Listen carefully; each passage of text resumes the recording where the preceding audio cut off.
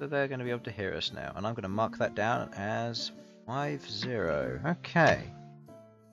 There we go. Everyone should be able to see that. And now I turn that off. Alright. Awesomes. So, hello everybody. Welcome to Crabby D&D. The Seekers, until they choose another name. If they choose another name, who knows? I'll let them decide that at a later date. So,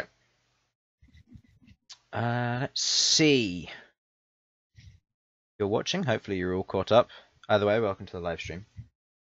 A few things before we begin. Thank you to Sasha for all the art that she's been putting through. Unfortunately, with an event coming up, she'll be doing a little bit less, but that doesn't mean that these streams will be getting any less annoying for them. I have plenty of tiles to work with, as shown by my many tiles over here. And there are many I have not used on them yet, so that'll be fun. Well, it's just fine. I can just do what I did to Sudz, and I can just send them to hell. Anyway. That's where I'll end up anyway. Yeah. And, yeah. Also, thank you to Tabletop Audio. They are an amazing site. Go check them out. You can use all kinds of soundtracks for your D&D games. Sci-fi, traditional fantasy, high fantasy, low fantasy, whatever you want to call it. And also to Dungeon Painter Studio for allowing me to make maps like these, glorious as they are, into intense detail, and as Sam is finding out, it is a lot of fun making maps. Yes. So. Yes. Yes. Anybody else have anything else they wish to say before we get started here? Cucumber. Said that last time. It's exactly. The mix between high and low fantasy is a ho fantasy. No. I have with Harlan on this, and there's a few things I choose to agree with him on, so... Yes, is that from Elsyan or Sasha? All of the above. Bit of column A, bit of column B.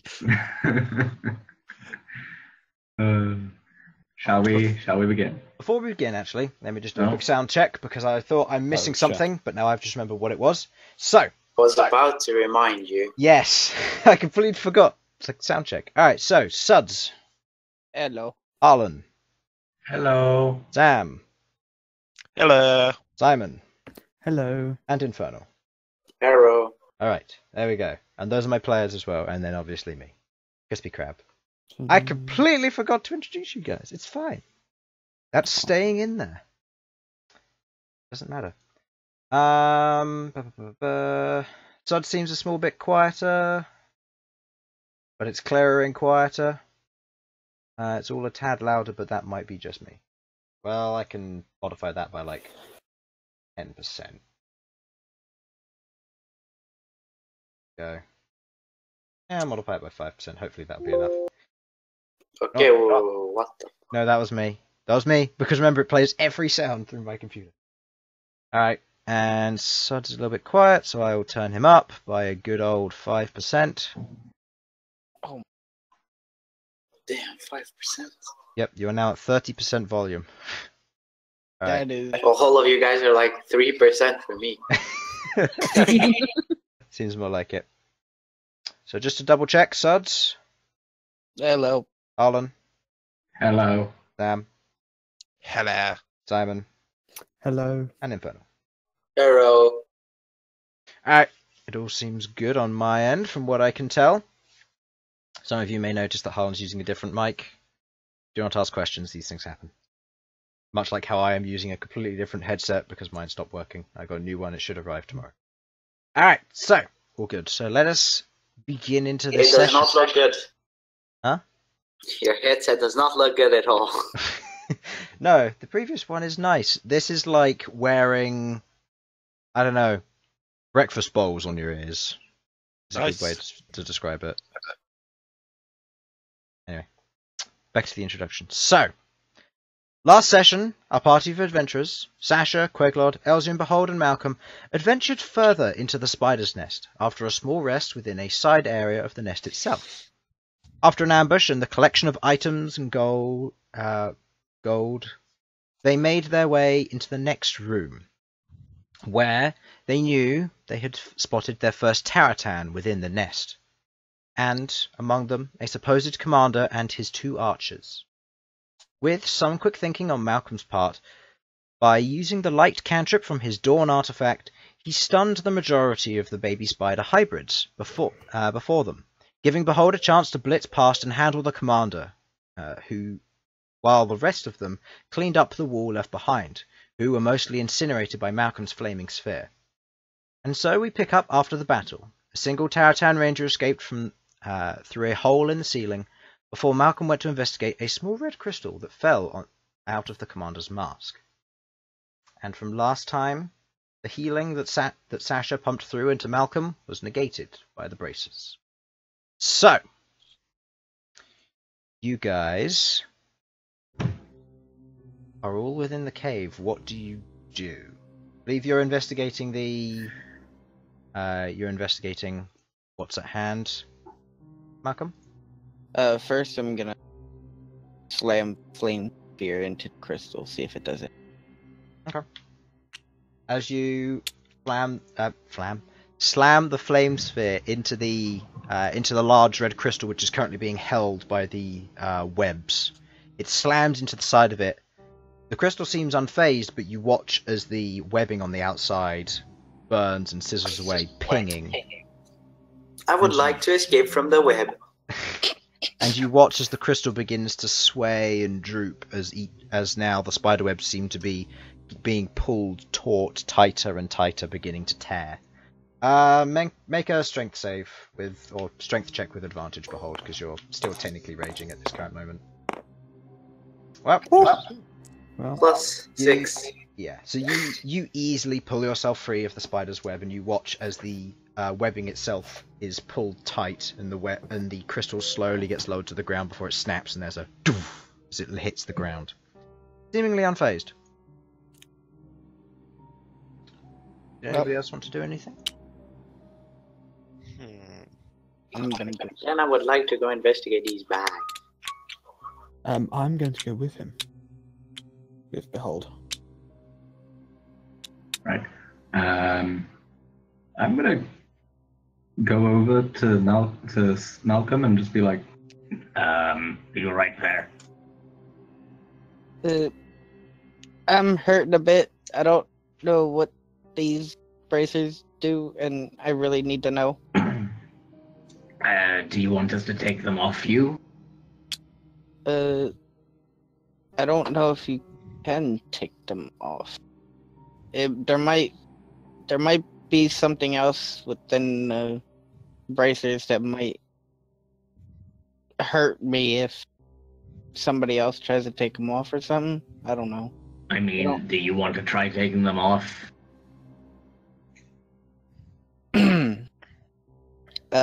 Well, there's also a chance that I hurt myself from taking them off.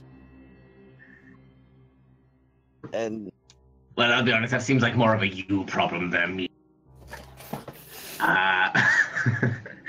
But, you're very close to... You're not looking too good, if I'm being entirely honest here. I'm not feeling good. Like, honestly, it looked like a not very stiff breeze could fucking mug you and... You can see he's heavily bleeding from his arm, by the way. Like, from Like, you're underneath the braces, you bleeding. can see there's a large amount of blood just dripping. Like, you need to take those off. Queglod Well, and Bhold, I- while this is going on, you two can roll your investigations. I guess I'm gonna try and take them off. Constitution saving throw, right? Ooh, nicely done. Yes, who's So you're going to try and take them off? This guy. Yeah, I got no choice, so Okay. So you're just going to grab them and just try and slide them off? I'm gonna try and gently take them off. Okay. Easily enough, as you begin to slowly slide them off, the blood helps with this, surprisingly. And you manage to pull both of the braces off with ease. They are no longer equipped to you. You feel their power leave from you. Well, then I'm just gonna stick them in the bag of holding and chug a healing potion. Okay. You put the 2 braces in your bag of holding. You chug a healing potion, so that is 2 plus 2d4. Yeah, roll. One question. Mm-hmm. If I were to wear those in the pit fight, will they be allowed? Huh. Have yes, we because verified they... what they do beyond they stop you from being healed? I believe within what it is of the pit fight, you are not allowed to wear chest armor. You're not allowed to wield weapons or shields. You are allowed to wear... it depends. If you're going for like the simple or the advanced, in certain ones the simple would allow it, in others it wouldn't. Because usually it's just like, oh, it's a decorative thing. That sort of thing. Like, you And I might wear prickle a his half eye knife. out. Yeah, generally because it would be classed as a sharp object and could be used as such, it would generally be not allowed, but who knows? They might allow it depending on the situation. Okay, good to know. Okay. So, from the rubble that you're looking through, or rubble, the bits and pieces you're looking through, Behold, as you investigate through the sacks, you find what look to be a series of, like, smaller pouches within the sacks themselves, seemingly moved there. There's a few crates as well. Pulling open the sacks, you can see, pulling open the small pouches within the sacks, you can see a few of them contain what looks to be just like general dust and like gravel, like bits of dirt that's just been just like all clumped in here for whatever reason. Looking through a few of them, as you open up one, it seems heavier than the rest. Yeah. Ah, welcome. And looking through, you find what would be 11 gold pieces and 3 silver pieces.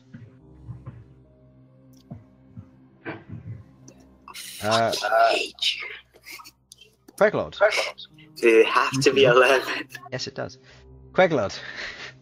While on your end, as you're looking through, you find old rusted weapons and shields. Nothing really interesting. Then something catches your eye. Something gleaming, something tangled within the web. You take it?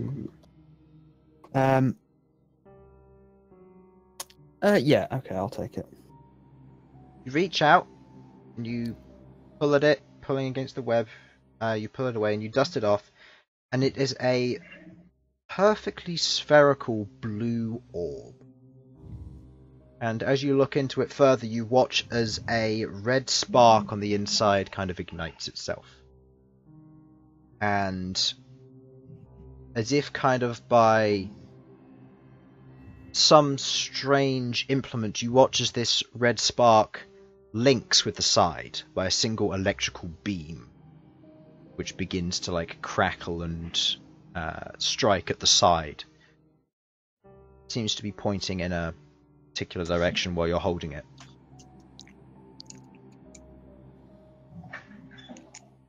Which direction is it pointing in? It is currently pointing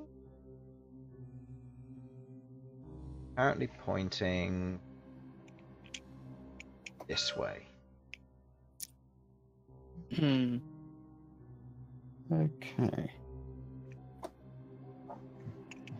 Follow where it leads.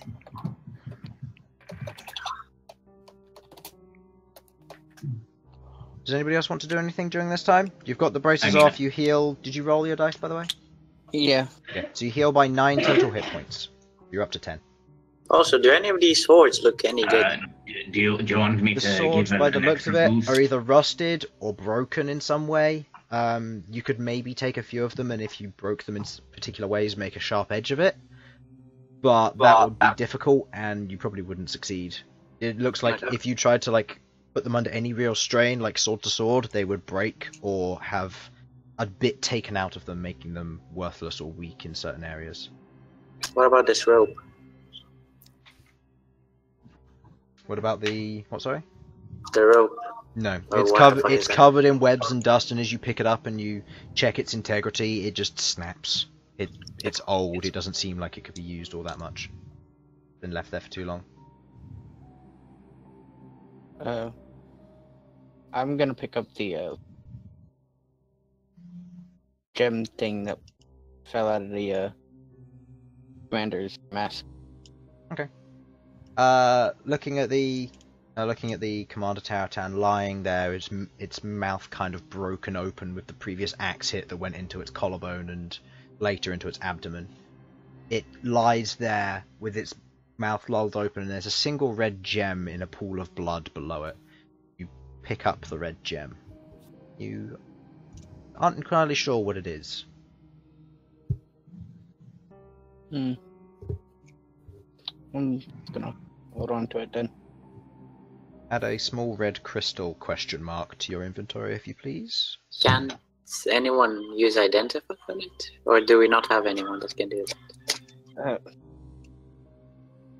Sasha mean, can identify. It's just going to take her 10 minutes, or it's going to take a spell slot. Yeah, okay. Look, everybody, we don't really have the magical power and the health to keep fighting this. Either. I can't. The flame sphere dissipates. We need to leave. No, we don't. Behold, while we make a decision, why don't you go and keep watch over that? Oh, so you want me to rush in again? Okay.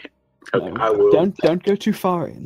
Just we don't know what's down there, Okay. and we'd rather not find out until we know enough we're prepared. Where are you going, Bhold? I'm going here. Okay. As you're standing there, you are currently staring into pitch black. Oh shit. Pitch black started This about is- here, and you just like wandered a little bit into it and is now staring into darkness, hoping to see something. Do I see anything if I look back? If you look back, you can very, very faintly see them over here, but the distance seems to be eerily lengthy. I got a better idea. Oh. Behold, come to me. Malcom, can I have your lighthouse? I got something better. I'm gonna touch his axe and use light on an axe. Because I have the light cantrip. Yes, I'm just curious, can light be used on an object like that? I wasn't sure whether it's on that or whether it can be used on a spherical object. I thought it was able to be used. I'm just making sure. Touch one object that is no larger than 10 feet in any dimension. Yeah. So, Behold, your axe lights up. What kind of light? Just a normal white light. Is it bright light? Is it dim light? You can range it. Bright as fuck, please. I can't see shit. Bright enough to where he can be able to watch the area without any Okay. problem. So you've currently got a bright light axe. It'll be emitting 20 foot of bright light and then an additional 20 foot of dim light for you to see. Thank you. And the rest of Then you I can all have see that. very clearly now that you're in the area. Okay. So going on ahead, you can see that the way seems to curve round. Now you can see what look to be a few individuals. Where's my... Oh, a few individuals. Yes. See a few. You can see what look to be some basic spiderlings. There seems to be one here currently tending webs, and then there's another two over here which you can see clearly looking around the corner and peering. They don't seem to be paying you any mind though. I'm gonna go a bit more down to see what's around the corner. Do Not you in the see web. them doing this? Yes, you do. Can I roll perception to see if I see him doing this? 'Cause Yeah, I'd be sure. happy with. Fuck it, I'll do the same. Why not? Sure. Oh, look, I see it. I see it real good. There will look to be another one, another few. But as you try and look further, you find that there's a... It's like your light is being forcefully stopped. As it emits, you can see as it hits something black and ominous. Pitch back, as if you couldn't see anything. Is there a rock under my feet? Yes, there's plenty. I grab a rock and throw it there. Okay, make a strength check. Are any of you doing anything at this time? I'm dissecting this guy. Okay. Make a nature check with disadvantage because you don't know what kind of... Never dissected a creature like this before. So, as you pick up a rock, you do a gentle underarm toss, and it flies into the into this darkness and just disappears. You hear a Oh. Wait, who said it's an underhand toss? I threw it full strength. You throw it full strength. Yeah. Okay. You throw it full strength. It disappears. It bounces once. Is there like a clattering, or is it like a dunk dunk? It's like a single hit. It's like a single bounce, as if either stopped or it hit something and is still going. Okay. I assume I've seen him going down there since I rolled in that. Yes, 20. you've all seen this giant beacon of light now blitzing his way through there. By the way, I would like you to now roll a stealth check with disadvantage, Infernal. Oh, shit. Okay, so carving it up, you go to try and look through it. You make a complete mess of it, Malcom. You have no idea. Oh, no. Oh, okay. Alright, can I have a switch of dice? No. No. Behold, as you're there, you look around the corner and you go, "Hello." Hello? Can you And then see it me? echoes, hello, hello, hello, hello. Seemingly no reply. As this is all going on, Elsyan, you hear what sounds to be skittering above. Quite rapid skittering. Before you hear a and you see the Taratan that just left, the injured one, fall onto the ground. Bloodied and covered in like these very thin cuts, and it seems to have these two daggers stuck in its collarbone. It's currently gargling blood. Do I see this? You three see this. Queglod, you're currently preoccupied, but you hear this happen. What's going on? I'll say all that. And I'm pretty sure. And Behold, you hear this from behind. I'm pretty sure this is the one that shot me, right? Yeah. This is the exact same one. I'm gonna go smack it in the head. Okay. I think it's already dead. As you move over, you hear a "Oh, to sleep. Oh, goodness. To sleep. Oh, to sleep, This turned into fucking spider." And you watch as another Taratan, with much thicker, furrier legs, spins down on this single bit of thread on top of its other Taratan brethren. It's the Tarantula! And it places its hands on either side of the head. Never wake up again. And with a single jerk, snap, neck's gone. And you all heard it sing this in common, by the way. This is an Elsyan translating. We get to see him. You get to see a Taratan, yes, as he drops down. Oh, wrong one. I was about to say, that's particularly slimy. Interesting Taratan. You saw nothing. That's what you saw. I'm guessing we're gonna be fighting slimes at some point. No, that's just Chris's list of monsters for us to do. It is in my list of monsters. Huh. And What? you watch as he's got the corpse below him. Seems to be paying no mind to any of you. And he watches, he goes, "Well, but not let this go to waste." And he pulls at the jaw of the Taratan that he just broke the neck of and just snaps it open and reaches with his three-fingered claw into the neck of it. You hear the gargling and gurgling of blood, and he just rips this small red gem from its throat and pops open a jar and just taps it in, closes it again. You see this Taratan is adorned with what looks to be a simple belt, which has many small daggers in it. Small and very fine, similar to that of scalpels. You see what looks to be a basic mask covering the top half of its head, and what looks to be a simple white robe that covers the majority of it. Well, I'm just going to move over closer to the rest of the group because I feel a bit separated over here. I would like everyone to make a stealth check. Elsyan with disadvantage because you're moving. I rolled a 1, by Give the me a way. yes. You rolled a 1, yes, but this was elsewhere. Oh. So you're currently the only one who doesn't have to do it. Okay, that's a natural 20 from Oh, can I have a second dice, that please? sucks. Oh yes, because you have disadvantage. No. 12. I mean, a 16 is pretty good. Sudz, is that a... A 16 is pretty good. What? Okay. Sudz, would you roll a 10? 10. Plus I anything or? saw No. that one, right? No, oh, that was for the Yeah. other thing. That was for when I dissected the thing. Oh, so you want to roll a stealth check? And No, actually, no, 'cause of- I rolled the stealth check for. Yeah, with modifiers. What was it total? It's just 10 because I Just had 10. 0. Okay.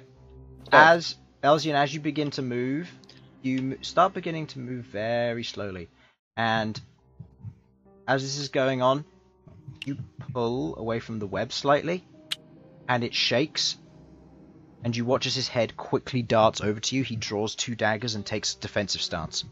Who are... Oh, it's you. You? Indeed. You watch as he puts away the daggers. It's good to see you all. I'm glad you made it and you're all alive, I see. You watch as he's rubbing his hands together, covered in blood, both of them. He's just To clarify, is this the one we saw earlier? No. So. This one is clearly different. Not the one we saw earlier who disappeared at the time. No, the one who, if you're talking about the one at the Fort Verdant, no, that was this guy, and you recognise it after the wounds he took. Cool. Okay. My bad. So. Sorry. Wait, actually, has he seen the rest of us yet? Oh yeah, he sees all of you now that you're here. Okay. Not me. Not Bhold, however, who's round the corner. Actually, Bhold, I would like you to make a Constitution saving throw, please. Me? Yep.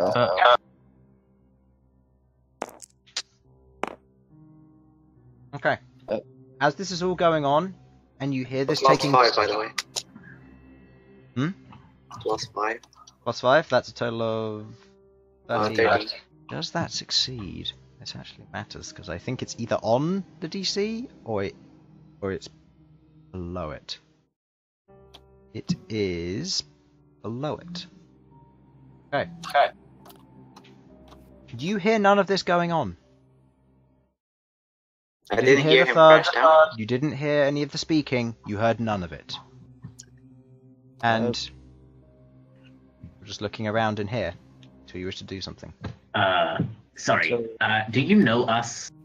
I do. I'm the one who brought you here.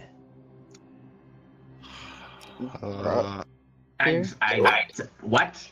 What? I understand you're very confused. Don't worry. I will explain in time. But there seems to be one of you missing. Yes, he ran up that way. He's, You might want to bring him back quick. Queglod, you're the resident Bhold rank. Yeah, I'm gonna use, yeah, since we don't know what's up ahead, I'm going to use message. Okay. Contact Behold. Tell me how message works. This is important. That's... I didn't hear any its- of that, so... Read me So- its description. Hold on. I'll try and get the one that's in... Okay. You point your finger towards a creature within range and whisper the message. Range is 120 feet. The target, and only the target, hears the message and can reply in a whisper that only you can hear. You can cast the spell through solid objects if you are familiar with the target and know it is behind the barrier. Magical silence, 1 foot of stone, 1 inch of common metal, a thin sheet of lead, or 3 feet of wood blocks the spell. Doesn't have to follow a straight line, and can travel freely around corners or through openings. Okay. What do you say? Okay, I'm going to say, Behold, do you see anything up ahead? You might need to get back here. Something's going on. Behold, you hear nothing. Oh, whoops. I continue forward. Actually, I need you to make a perception check with disadvantage for this, Me? please. Yes.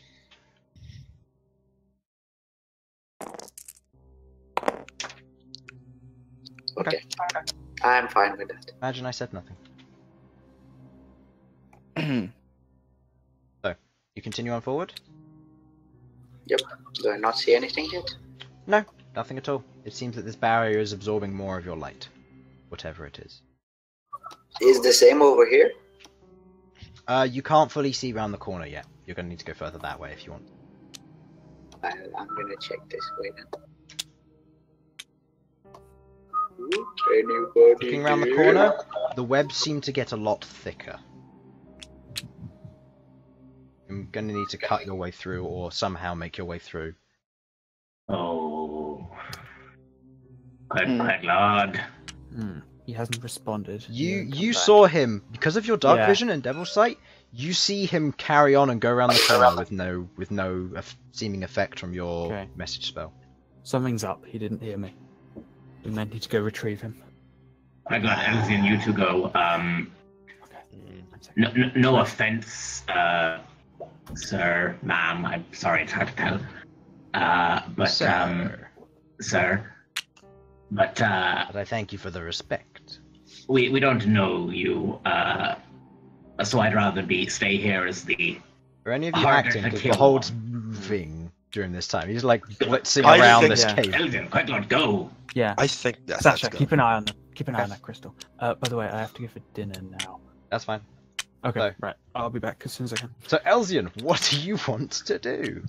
You see Behold is just wandering around. Behold, you're currently standing in front of a block of darkness. Your light seemingly having no effect here. I'm trying to get Bhold back to us, just to double check the objective of it. It's not like a wall, right? How? No, you can't. Well, your rock went through it. Oh, how? That is bloody hell. I put my axe through it. Okay. Wait. As you poke your axe through it, darkness takes you. You can't see anything. You guys can just about see Behold next to what would be this large barrier. And your axe just goes through and is engulfed by this darkness. As you go to pull it back out, the light spell fades, and Malcom, you sense this. He's doing weird fuck. stuff over there.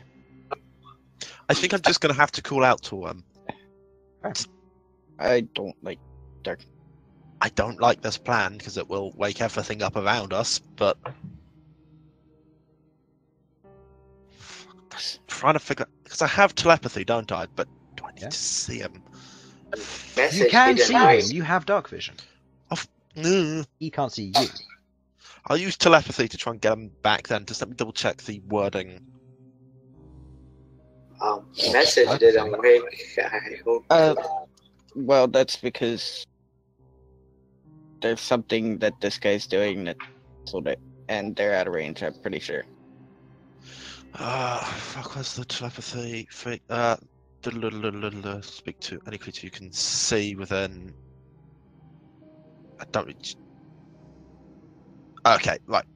Yes, I can just straight up do this. Okay. I'm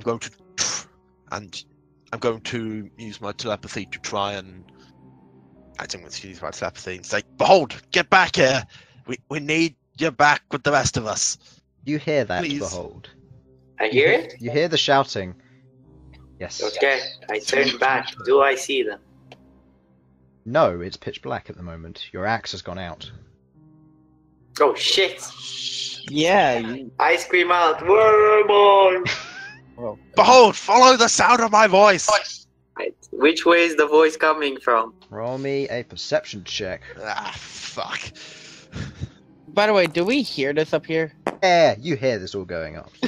Okay, so See, as the you... moment he started shouting, Oh. I had to... Actually, no. As you shout, saying, "Come to the sound of my voice," he hears nothing.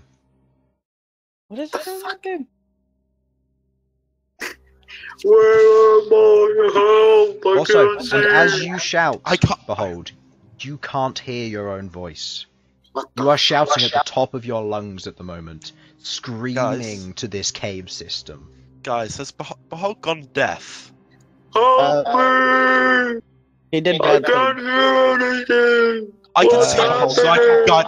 I'm going to use my telepathy to guide Behold back to me. Behold, turn Wait. around. Come towards me. Come... This is Just like, turn around. this is like directions in Telepathy. any RPG. I'm over here. Where's here? Turn left. No, too far left. Where are you? Which way is Behold facing? He's currently, A wall. after hearing this, he's probably facing somewhere in this region. So probably I'd say I this I way. need specifics, Chris. This There. Okay. Behold, walk forwards using telepathy. Behold, as you step away from the darkness, you feel something touch your back, but that's it. Wait, is it still touching it? No, it just like touches it as if patting it, and then it like retracts. Huh. Behold. I was gonna Keep ask walking, if I could keep walking. You saw an reaction slash it arm with my reach axe. from this. Walk What? forwards. Elsyan, you watched an arm reach from this. Behold, move quicker. Walk forwards. Oh, but Again. Keep going. And now turn right. And walk forwards. I'm now going to reach out and get hold of Behold. Okay. Just getting onto a piece of his armor or something, or putting my hand on his shoulder. Do I know it's him? Behold, this is me touching you. Someone touched me from the back So here. you make an Understand insight check it's with skittish. advantage for this, I'll say. What? Make an I am insight check telling with him that it's advantage. me touching him. Using my telepathy. Oh, okay, with your telepathy? Okay. Either way, that's an 18. So yeah, you know that it's Elsyan currently holding onto your arm. Okay. Just hold. Just. And now. Why can I not hear myself? You can't. Oh, this is okay. This is going badly. Okay, just follow me, Behold, and I'm gonna just effectively almost not tugging. Tugging is too strong a word, but guiding him back along. Yeah, you are guided And I back, presume and you can eventually Queglod is see the coming. light. I'm gonna leave Queglod there because Queglod sees stuff which you don't. Okay, Yeah. noted. Right, Yeah. guys. As this happens, you watch as, like, Malcolm, you had your eyes on him the whole time. You turn around to look, then you turn back, and he's gone. Within Did the he blink of an Batman us? eye, as you look, the Taratan is standing next to Behold, and Behold, as you can now see, you see this like spider figure standing next to you, and he like he's now climbing on you. Like he's got his arms on your shoulders and he's pulling himself up, and he's got his hand on your head at the moment and looking over. I would like to fucking smash him. Okay. What's happening? What's happening? What's happening? Everybody stop. Do I notice that he's about to go for this? Yes. Behold, You are don't currently don't rolling with hit. disadvantage because I'm going to try to Disadvantage? dissuade him from disadvantage. doing this. Yes. I'm going to use my Didn't telepathy declare to say, reckless. Behold, don't hit him. As Well, you go what, to hello? You were rolling with disadvantage because you didn't declare reckless. No, Sam's saying. Oh, okay. But I'm using my telepathy to tell Behold not to hit this guy. Don't do it. As you go to swing, you stop yourself just before he gets there. He doesn't even flinch and he looks over and he goes, ah. And you watch as he takes, like, from his side pouch, he pulls what looks to be a small vial, he pops the cork on it, pulls your head back to, like, one side, and he pours it into your ear, and as that happens, you feel a rush through your ears, and you can now hear again. You can hear everything. Your ears are ringing because of how clear it is now. That should solve the issue. And he climbs down, and you watch, in the blink of an eye, just gone again. As you switch back, he says, well, seems to have solved the problem. What? What? Hello? Blindness and deafness, people. It is a spell. Learn it Of or course. treat it. Noted for the future. I think that's one of my clerical options, but I Then I didn't pick it pray up. for it. Understand it. Learn it. Be of great use to you. Now then. Now, exactly who are you? Turning towards the spider guy. The Taratan, sorry. Where are my manners? I am Grendel. Gleegundel.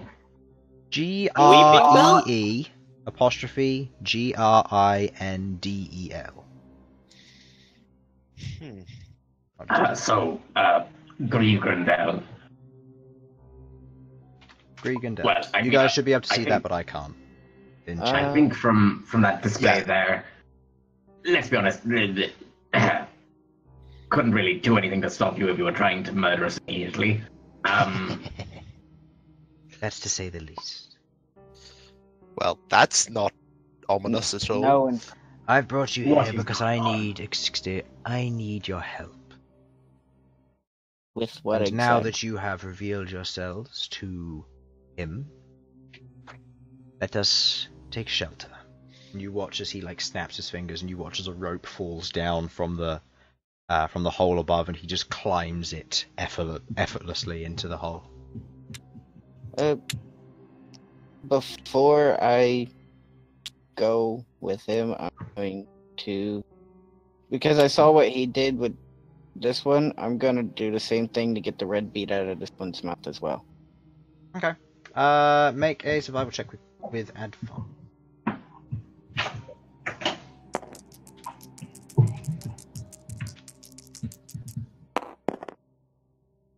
18. Pretty You good. do the same thing. You take each part of the mouth and you pull it open, and you take a small knife and you make a small incision, cutting it open, and out falls a small red gem, which you quickly pocket and put in the bag of holding. You have a second one. Yeah, now I'm gonna follow.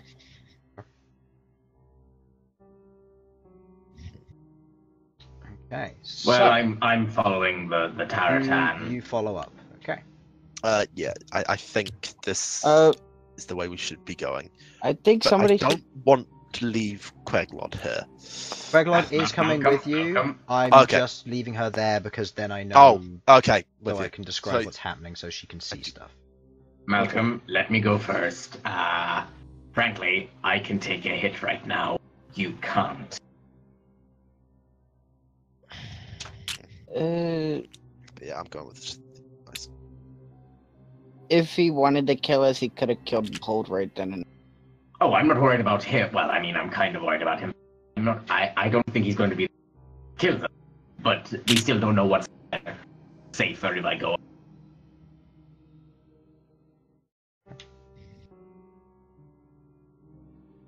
Climby. You go up. This. For him.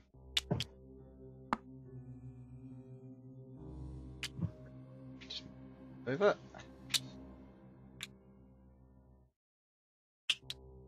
Okay.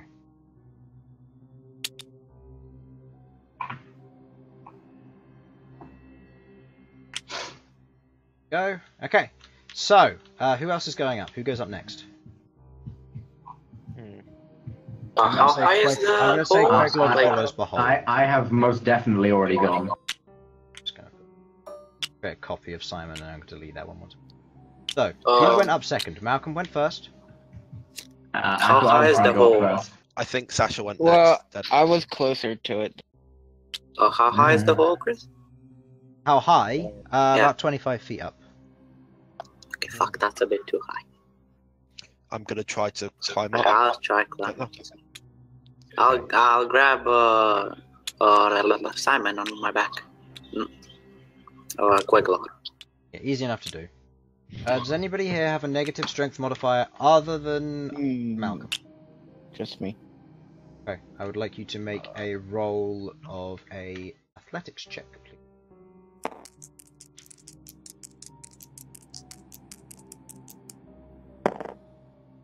Oh, of course. As you begin to climb, you find it difficult to climb the rope. This isn't something you often do.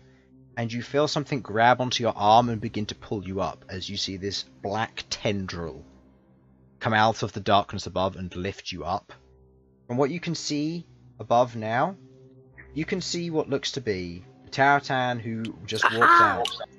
You can see what looks to be a strange gelatinous black creature currently looming over the corner. The light from Lighthouse reveals the rest of you. Oh, look, guys, it's another Taratan. And you see off behind you, Elsyan, you're the first one to see this, a large worm-like creature, or more like a centipede, currently coiled up and watching you all with its beady eyes. These small feeders out front lying on the ground. Seems to be passive at the moment. Oh hell no! No. You also see behind it there's a chest wrapped up in the webbing. Bling, bling. What Is that... That? Don't mind her. No, I think I will. I think I will mind her. What? Please, tell me. Priskiren. You understand this as carrion crawler. You know these to be creatures that generally live where there's a lot of death. Lovely. Okay, so who died here? Look around you. I think this guy's a mad Looking around scientist. the room, you can see tables covered with implements, magical implements and physical implements, surgical ones. You can see bits of body parts strewn around the place, hanging from webs. You can see pieces of armor, helmets, swords, shields, all placed and hanging. You can see 6 very distinct stone coffins lying on the edge of the cavern itself. And you see as he walks over to this area, and he pulls up a book, and he puts it and he attaches it to his belt and says, "Well, all of you, make yourself at home if you can." Sorry, the slime in the corner. That. Experiment 13. This is the rest of them, the ones I recruited. And you watch as it turns and it pays particular attention to you, Elsyan. Okay then. As it does, you hear a voice in your head say, "You are like me. You speak of the mind." I presume I'm realizing This is what's telepathy. happening here. Yeah. This I is presume clearly telepathy. Yes. Yes, I do speak through telepathy. Or can do. Right. So, I'm just going to try and shimmy over to... As Harlan's doing this, I'm going to talk to the slime. So, what's actually going on here? Regrindel wanted you lot to help him. Help him with what? He needs the head Inquisitor dead. He'll explain that shortly. That That's doesn't this sound word. Okay then. What was that, Infernal? I pet this word. Make an animal handling check. Oh goodness. I am Do far it. too busy with my conversation with the slime. An animal handling check, Behold. No, you want to. Do it. Oh, Oh. total? 1 sec. That is plus. That's the wrong one. Plus 3. So That's 3. 15. Nice. You go over. It recoils slightly as it sees you coming, and it hisses slightly. But you persist, and you put your hand on what would be its large head. Seems to warming take a liking to you.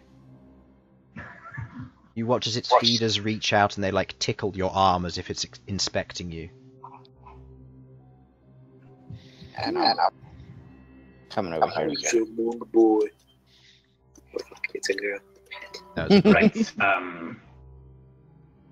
So I think we should get down to the point. What exactly is going on here? Why did you bring us here? And I want you to kill someone for me. Someone Who is within the these High halls. Inquisitor? Hmm. Who is the High Inquisitor? I see you've been informed. Calacan is his name. Calican. I presume he's a Taratan like you. Indeed. He is, however, a thorn in my side. And you watch as he glances over, not even subtly, gesturing towards what look to be chains hanging from the walls with these large manacles, which he then proceeds to rub his wrists. I see. I've been wanted to be kept up here. He doesn't know I'm free yet. well, Intend to way. Well, Why do you want him dead? Why do I want him dead? So I can mean, be he- free of this place. This place is torment. I can't work. Can't Would do you- anything. I have to would you want scavenge this- off the corpses they leave behind. Why not just leave? You think it is simple? Have you returned home to your mother? What do you know about my mother? Many things, Elsyan. Aleuir. Many things. And Well, those that's things not- I will use if I have to. Okay, right. Enough of the personal thing. I don't care about his home life. Would you say you hate this place? You say it is torment. Indeed. As you're aware, as I'm sure, outside here there are a number. I want to say druids, the nature people. Dryads, treants. Yes. Yes, I am aware. And that is one reason why I need adventurers to free me. One reason. What I mean to ask is, if this place were to be destroyed, but we could get you out safely, would that be amenable to you, or? That is the intended purpose. Excellent. Then I'm sure you know that these crystals about the place appear to be what is keeping the dryads and the treants away. If you're talking about the bloodstones, the warding That's what they call crystals, them. I wouldn't try. Why is that? Destroying them will reduce the area in which it affects. You'll have to destroy all 4 to be able to make your way out.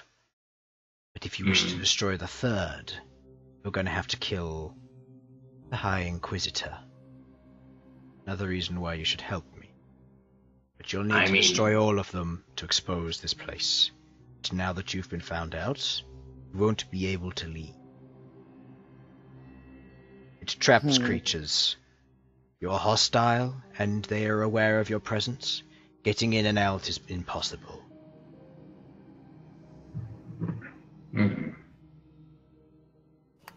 You know this place, yes? I do. We are low. Some of us are low on health, and our magical energy is low. Indeed. Welcome back. We may not be in top form for taking care of your. I personally would be willing to help in exchange for your assistance in this, getting out of here. But The last one's failed. They didn't even make it as far as the 2nd room.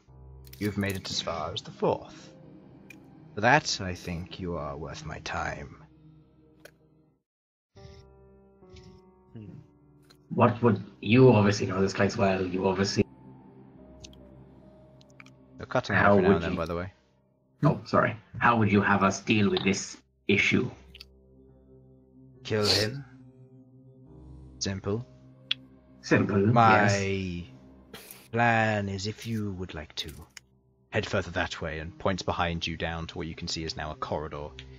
Heading further that way, if you head just around the corner, there's a hole which will drop you down on top of him.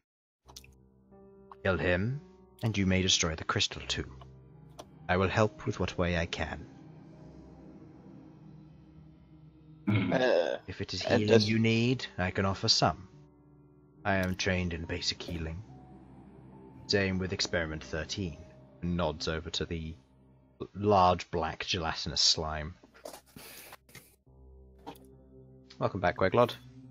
Yes. So that you understand Sorry, what I is don't want to going interrupt. on, Taratan Friend is taking you upstairs to his little dorm. Ah. And, actually, real quick, before any of this goes ahead, I've got a copy of you over here for what happened. Okay. Elsyan dealt with taking Bhold out. However, due to your devil's sight, you can see everything that remains. You can see what would be a humanoid female currently lying face down on top of... Where's the human? She is.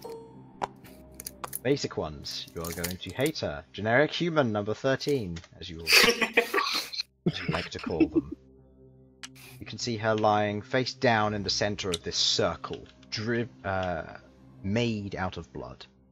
You can see what look to be a series of spiderlings about the room, currently just tending. Naturally dealing with whatever webbing needs to be tended to, seemingly taking no notice. While this all took place, you saw as Bhold walked up to the edge of this that was there previously. He walks up to the edge of it, places his axe in, and the light is snuffed out. Gather this is a little bit higher casting level of darkness spell. Also, you see the Taratan priest standing by. And as the light goes in, you watch as the light gets snuffed, and he turns his attention. Seemingly he had cast a spell before. He walks over to the edge of the wall and reaches out to Bhold. And you see as he forms this black, dark mass in his hand as he attempts to strike out, Bhold moves away just far enough that only the faintest touch hits him. And the spell dissipates, unable to fully make contact. You watch as he turns frustrated back to his work over here. You see in the back, where the stone meet, it is clear, relatively cut, not rough like the previous caverns you'd been through. It is fairly clear and cut. You see an altar behind, with what looks to be the shape of a spider, currently poised in mid-air above a web. You can see that it's covered in what looks to be blood around the outside of it. You see a singular head with all of the flesh torn and peeled off. Nothing left but the eyes and the skull itself left there on top of the altar, blood covering the vicinity. You can see a single, very large red crystal currently over here in the corner. You can see it's covered in what looks to be a basic swirling web covering the top of it. With what looks red to be crystal isn't the big ones we destroyed, or? The big one, you get the sense. And it has these faint purple kind of triangles next to it, almost. Okay. Did you destroy the one that was here? Or has that been left alone? No, they attempted to, but nothing took place, so they made their way up. And that's where you went in. So you're up there with them. That was beyond the flaming sphere, right? Yes, that was from the same. Did nothing. Yeah. Okay. Yeah. And from what Grindel, as you might be able to see in the chat, as what he has just explained, is that destroying the crystals is going to be meaningless unless you can destroy all of them basically at the same time. Not simultaneously, but within a period of time that's not going to, because then it's not going to have an effect otherwise. Good idea. We didn't destroy the one at the top. Well done, by the way, Infernal. You did me proud. Also, it's not a if you destroy them out of order or if you destroy them separate from each other, it's going to cause a problem. It's that if you destroy one, it's going to do nothing until the other three are destroyed. Yeah. Okay. Because all that four was of them our- are active, it's Yeah, currently that was our admitting worst it. case scenario. So. Yeah. So then. I'm gonna pull out one of the red beads. So what are these for? Blood essence. Simple, crude. Feed it to animals, implant it in creatures. You can transform things. And with a blink of your eye, you see he is over and currently behind you, currently crawling on the tombstone. He pulls back your hood, and you watch as he inspects your horns, and then he reaches out and he picks up Arachne. Oh goodness. Ah, she's growing well, I must admit. She's quite big for her age. She'll grow to be a fine spider, being fed well, healthy, and you watch as he begins to inspect her, slightly tugging on her mandibles to make sure to expose her teeth underneath and that sort of thing. Very healthy. I must ask though, what is this device on her head? I'm not sure. It's a circlet of small things, I thought. A professor that we talked to before. He was in. Basically, he did. Basically, he basically took care of stuff to change creatures, and he gave me that and told me to put it on her head and said it would be the best, the most harmless way of improving her. Well, if this is similar to any catalytic way I have seen before, it is effective. Crude. Doesn't seem to have any direct contact with her, or her internals anyway. Whoever this individual is, they are probably in the same science as me, which is interesting, to say the least, that there are others out there.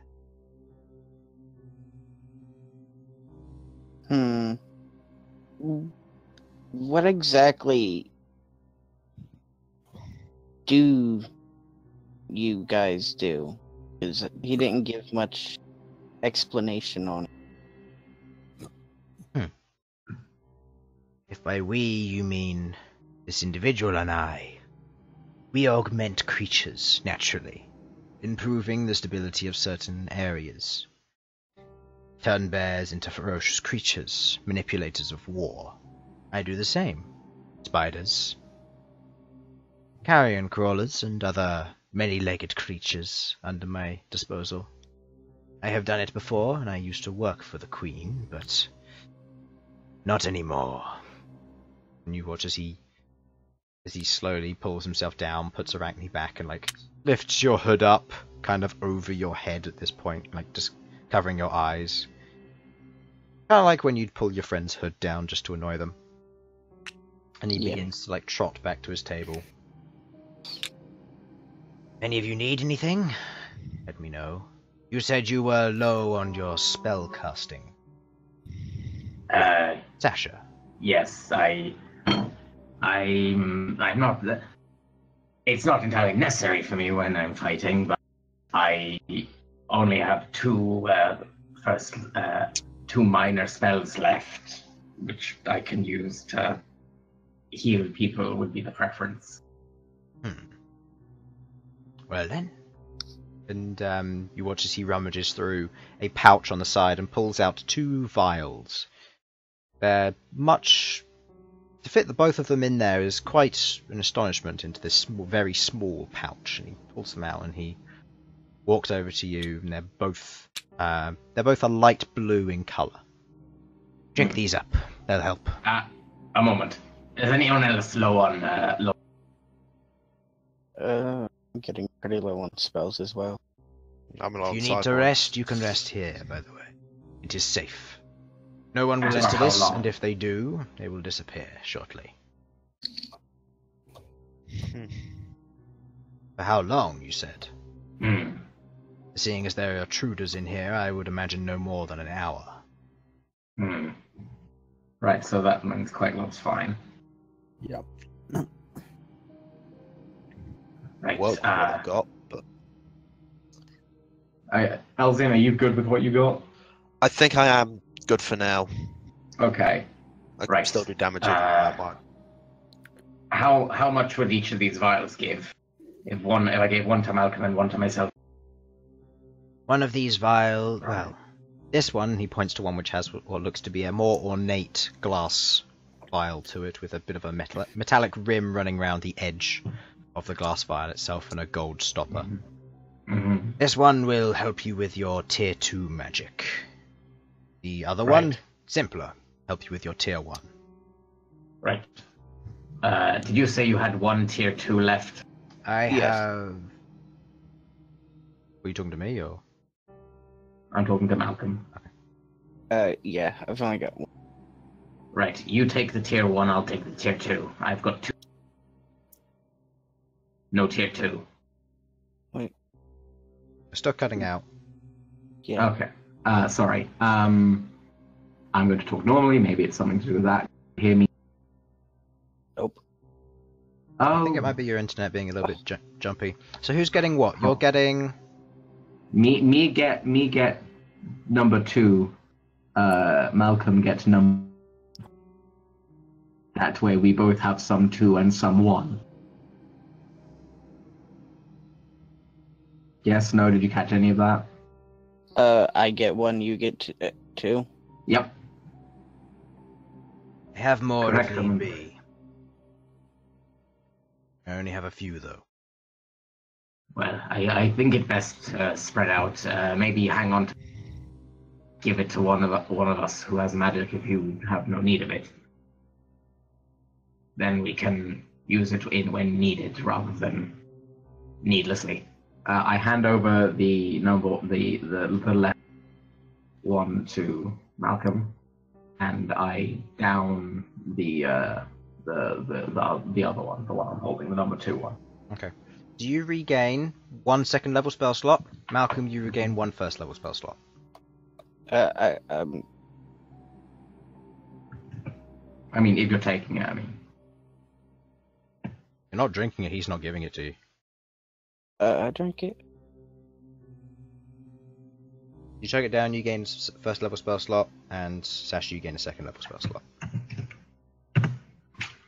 Cool. Elsyan, you've seen these in your hometown, you know them to be mana potions. Ah, They have very little use to you, but you know that the more powerful ones can help you with your psionic abilities. These lower end ones are feeble. feeble. They don't. Because my magic is, of course, better than everyone else's. Yes, of course. I don't suppose Yes, you've got of anything course. stronger than those, do you? I'm afraid not. I don't dabble with anything stronger. I don't need it. Shame. He uses the mind magics. I know. I do worry about what you do know. I'll explain once you get me out of here. Oh, of course you will. Alive. And my mother is a ferret. You're not far off. She is That's a fair. horrible person. Definitely a horrible bit. Elf. There's something we can agree on. How are you, big man? I see you're getting on with her. Jeez, boys. If we have an hour, do you have any metal items? I could theoretically create something in that time. Is there anything that could be useful to our My endeavor? implements that are around here are necessary. I have nothing. Well, what is in these coffins? I presume bodies, Elsyan. That's what coffins are used for. You watch as he goes Sasha. over and he pulls open a coffin.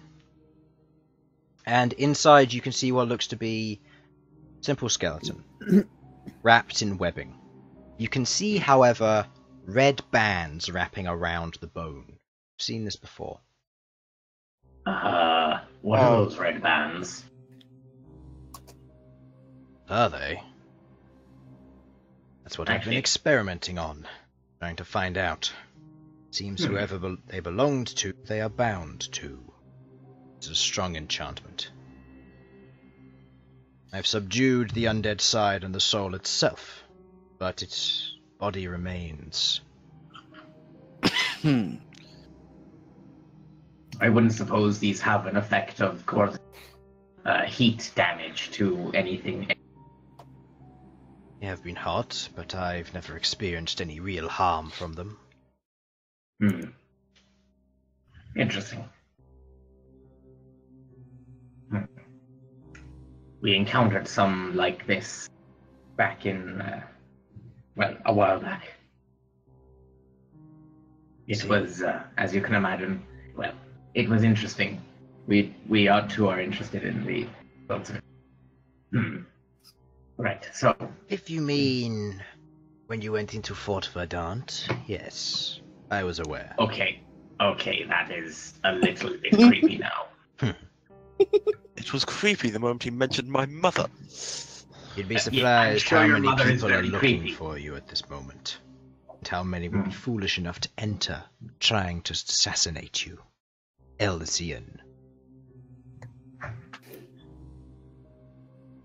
That's Oh, not this can't be good.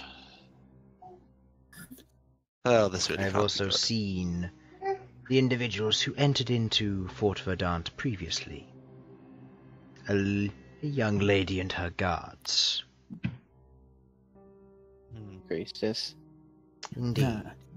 I am aware of what they were looking for. Just a second. You mean the ones who broke the seal? Indeed. They are dead now, I believe. I have not gone and sent anybody to check. It is a little concerning.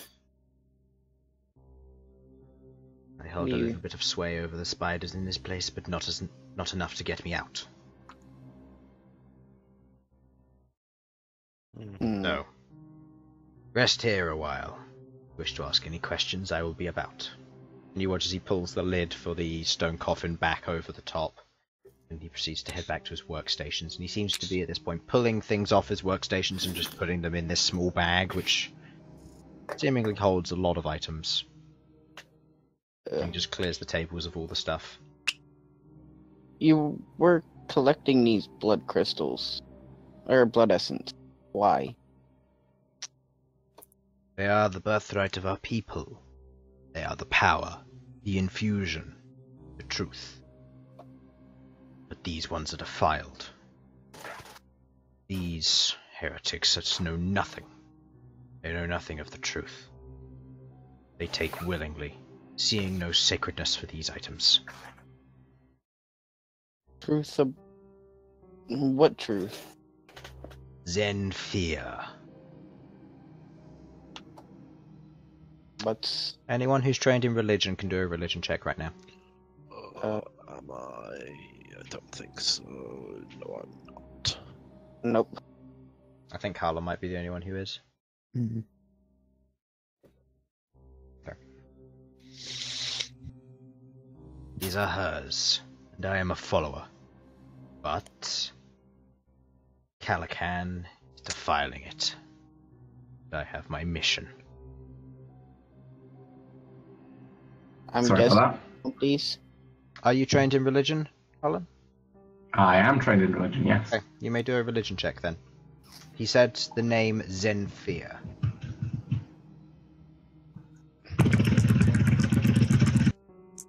What the fuck? Mashing buttons. Just how So, loud it was. I was all I tab believe looking at my that's a abilities six- at the time. I Jesus. believe that's the 16. Yes. You know Zenfear to be the spider goddess of blood. Ah, Zenfir, the spider goddess of blood. Indeed. One I follow. I'm guessing you want these. If you would be so kind. Walk over to him. You hand it to him? Yeah, hand both. I'm gonna hand both of them. Quick question. I don't suppose you know what one of those crystals would do when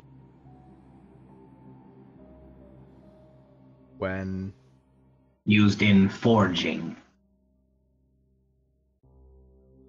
As in metallurgy.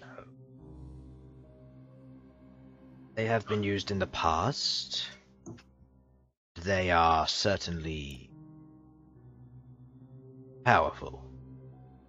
I will say that much.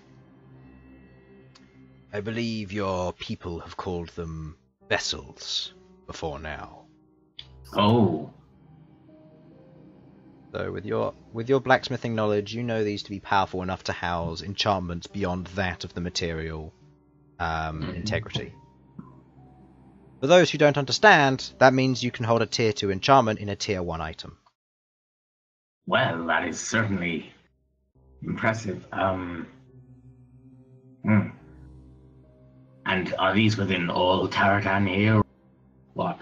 Within the Taratan that are here, yes. There is one that remains, other than myself. The others I have dealt with. Should I say, he has dealt with, and he nods over to the giant carrion crawler in the corner that currently Bhold is currently like sat next to, and currently just stroking it on the head.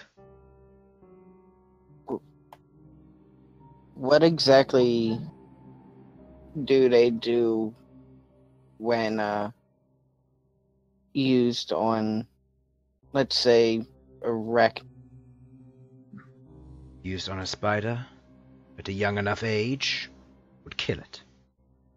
At an old enough age, do nothing. At the right age, you would find yourself with a very powerful spider. One that could grow beyond its limits and harness that of blood magic. Hematurgy. Hmm. I mean, I know the question you're thinking. Interesting. Are you guys taking a short rest while this is all going on, by the way? Yes, Okay. Yeah. I think I am.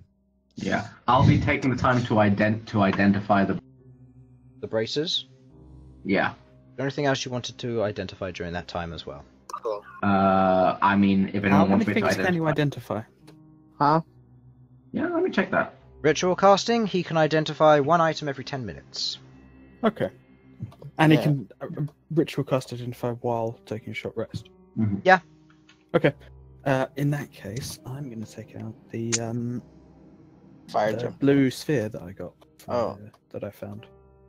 Also the fire jump. Well, Just hand the things I'm over. gonna sit down next to what's her name? Yeah, You don't know yet. You haven't asked. oh wait. I'm gonna sit down next to her and take a rest.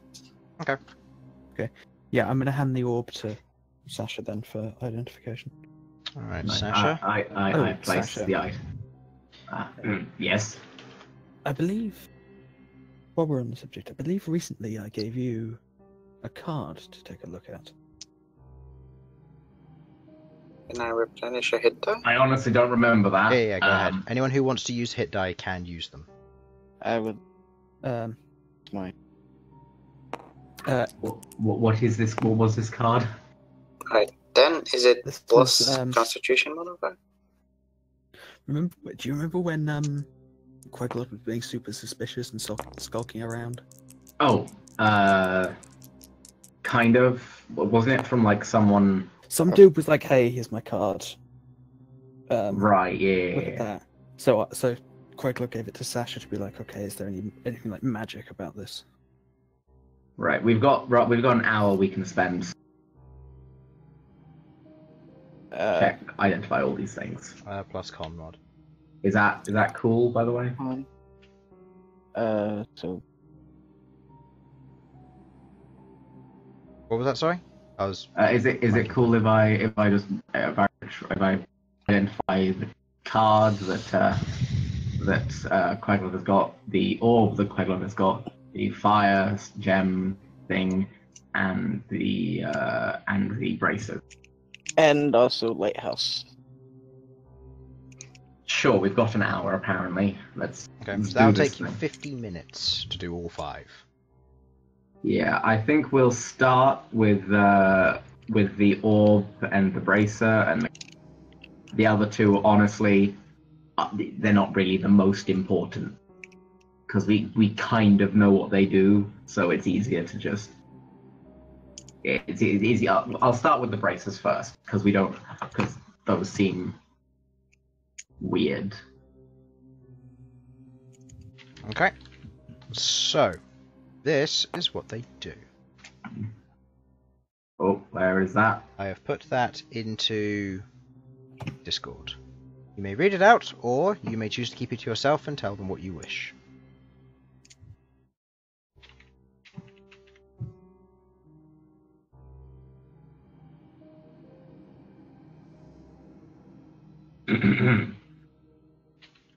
While wearing this bracer, the wearer cannot heal. They mean that the wearer can't heal through magical means, unless they're being brought up to 1 hit point. However, all of the wearer's attacks that deal slashing, piercing, and bludgeoning damage increase by 1d6. Any healing that is attempted will cause the wearer to bleed. If the bracer is attempted to be removed by another character, that character see they remove the braces. You're cutting out. Otherwise, I Do you want me to read it? How much are you Yes, reading, please. Harlan? Are you reading all of it? I'm reading all of it. Okay. While equipped, this bracer and the wearer. While wearing this bracer, the wearer cannot heal through magical means, potions and spells, etc., unless they are being brought to 1 hit point. However, all of the wearer's attacks that deal slashing, piercing, and bludgeoning damage increase by 1d6. If healing is attempted, it causes the wearer to bleed till removed. If the bracer is attempted to be removed by another creature, that creature must make a Constitution saving throw of 15. If they succeed, they remove the bracers and take 1d6 piercing damage. Otherwise, they take 1d6 piercing damage. If the wearer removes the bracer, they may not re-equip them for another 24 hours. If this is attempted before 24 hours has passed, then they take 3d6 piercing damage and the bracers unequip themselves. I don't want them. Does Bhold hear this? Yes. Sasha's reading it out to everybody. You hear this. Oh, these could seem... I have those? Yup. Right. I was Here, going to I'll suggest it take them. anyway. Okay. I shall put them on instantly. Next, I believe, would be the orb. Okay. You focus again, casting and swirling your hand. This is what you find. Yes, you can indeed behold. I will copy and paste it for you. This does include appearance text. There we It go. is a simple orb of direction. It just points north. Honestly, that's kind of useful, but honestly, yeah, it points north. That's it. A useful trinket, but not likely Yes, to be much help in this situation. Not in this situation, no. Okay. Oh, well. I'll hold on to it anyway. The card next. Card. Okay. As you focus on this, I would like you to make me a roll for this one. Is it just a roll, or is it? Just a roll, yeah. Just a natural d20. Ha! Okay. As you focus on the magic, you can't get a grasp of it. It's unknown to you, alien. Queglod, I don't know what this is, but I can't. It doesn't seem. It's not identifiable. Yes, we know there's a treasure chest. What? If you want to try and get past that thing, go ahead. I was all tapping. Sorry. Oh, right. Please try not to do that over the maps. Oh yeah. Okay. Sorry. Yeah. That is unnerving to hear. I might be able to try it once I've actually got some spell power. It might just. Yes, maybe. If Maybe you we- don't mind, I'll take it back for now, though. Yeah. Okay, fire gem. You're looking at the fire ruby. The fire thingy, yes. Okay. Oh, no, that was the wrong one. Okay, give me another roll, please, for this one. That's fair. I mean, I can't. Oh. Well, you rolled better. Yeah. Yeah. Do I learn anything on this one? Well, you learn the exact description of it.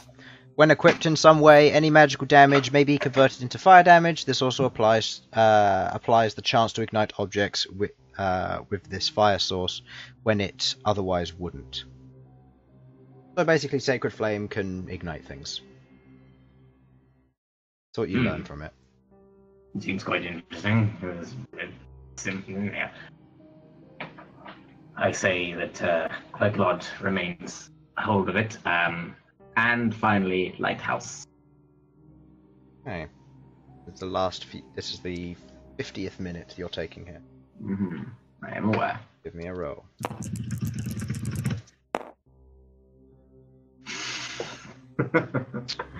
Right, let's see. Let's get it open. Take a look. What do you know about Lighthouse?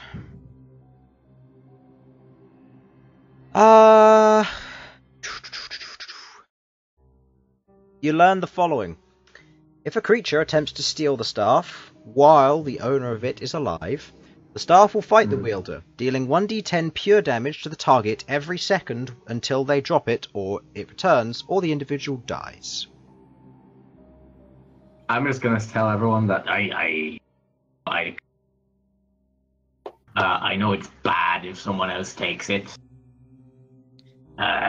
from Malcom while he's alive, but out of character. This is because I am entirely aware that Elsyan is very mean through this somehow. He knew about Cut it. out there, mate. I'm not telling the other players the exacts, just that it's very dangerous to try and take it from Malcom. Might be worth turning your sensitivity down a little bit. Not sure if it's your internet or if it's you. Up. Yeah, sensitivity up, not down. Yeah. Well, The slider goes down, but the sensitivity goes up. Yeah, it's weird. Anyway, well. so Malcolm has are you been all doing healed up fine. and ready to go? You may roll hit dice. What else have you used this time to take a quick break? So, take a 5-minute Also, break. how many hit dice do we have? That will be next to your hit dice. Your hit dice type. It So, says Okay, one, can you but I hear me don't know right if now? I replenished it. then you will have, or you should have had 2, because you took a Then I long should. rest. Yeah, So you have that's 1. why I didn't. Alright, can Yeah, you we'll use this hear me time to take a okay quick break. currently? So, I'm missing yes, we can. 3 Right. So, HPs. But we'll be back in just a moment. Don't go anywhere.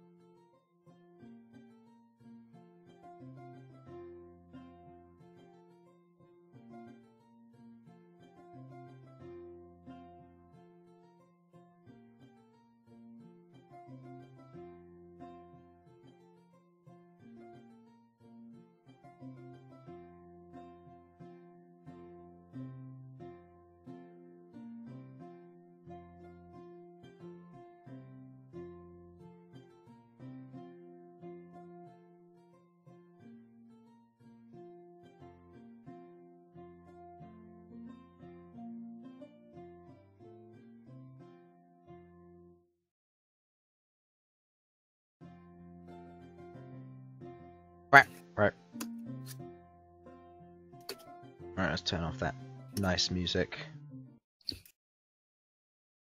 Does anyone have any small healing spell or something? It heals me for 3 HP.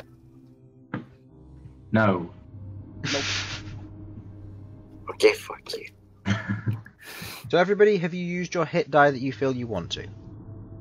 I mean, Actually, I don't know don't if think I want to use mine since You it's can use 3 as many as HP you only. need. Because I noticed that Actually, you're on I- 13 health, Sudz. I can't help Yeah. but think you could use another hit die.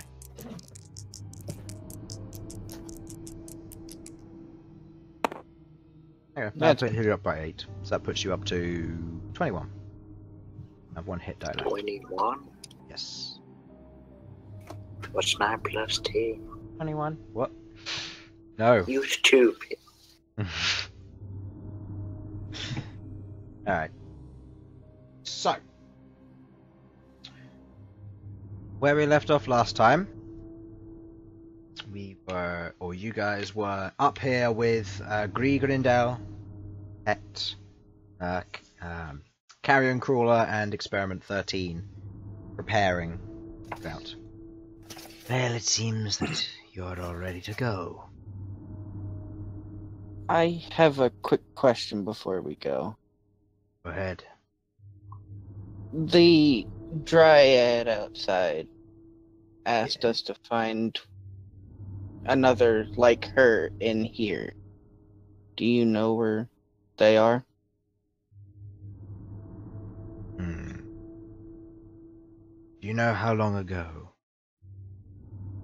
I'm not sure how long ago. They just said that they were in here, and finding them dead or alive didn't matter. They just needed to know. Well, I was chained up shortly after arriving here. Escaped shortly after.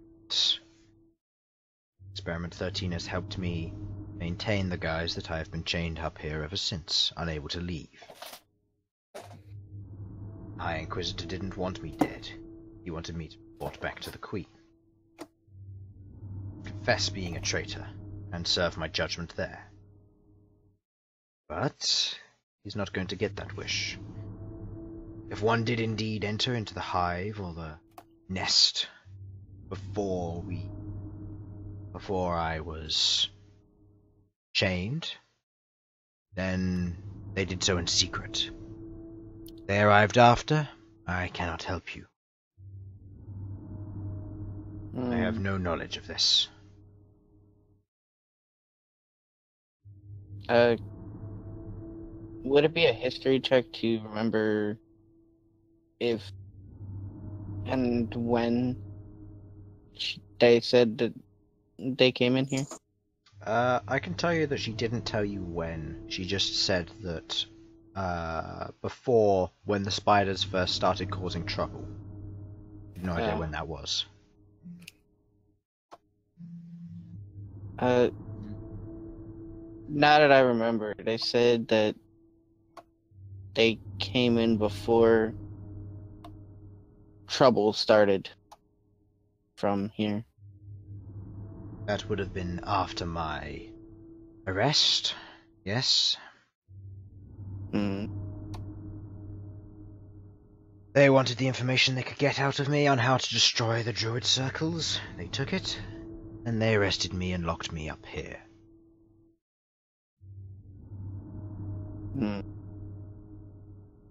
Don't know what they're planning, what he's planning, but we won't need to know once he's dead. I'm not sure what he's doing either. I've heard him chanting for the past 2 or 3 days. I've had spiders bringing bodies through multiple times. Human bodies, generally. Let's see. I saw a Vadrid in here not too long ago.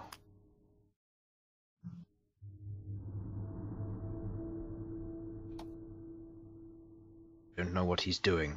If he's conducting one of the more ancient and privileged rituals, I don't know if I can help you. It's something you might have to fight on your own. I guess we'd better get a move on then. Indeed. one quick question, Go on. possibly related to this situation with all these bodies being brought through. Just across from where we encountered you, there was a cave with an area of some sort of magical darkness. Got your mic down. You're quite quiet. Oh, am I being quite quiet? It might just be because I'm talking quietly. Okay. Is that sounding better? A little bit. Okay. Right. Yes, there's an area of magical darkness. There was some sort of ritual going on there, being conducted over a body. Do you happen to know what is going on there? What was the shape? The shape of the ritual circle. It's a 7-pointed circle. Seemed to be drawn in blood. This is indeed what I think it is. We're in a little bit more than we can handle. We can try. All I want is my freedom. Very well then. There are things I can offer you. I can help you with. You take the lead. I'll follow.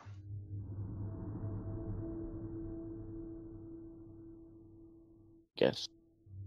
Go then. Who leads? I mean, at this point, I'm Bhold. Hold will. Okay, well, okay then. Behold! If he wants You to. walk through an arch of webs. As you walk out, you can see nothing. Nothing. Oh, there were candle. Is there a candle here? There's a candle here and here, and whatever light was being produced was from Sasha or Malcom.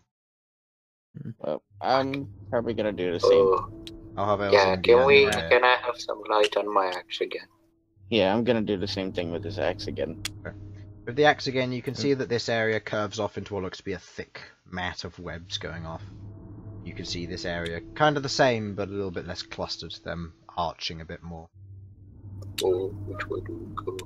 He's going to follow, and before he takes off, he speaks to the carrion crawler before heading back.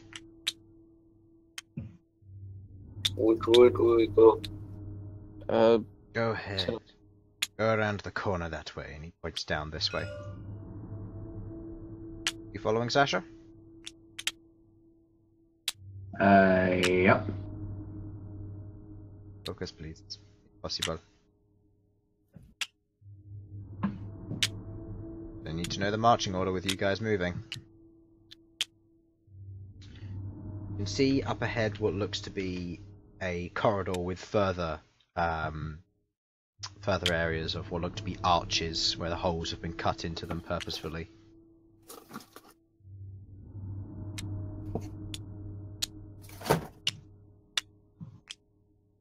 I assume you're all moving.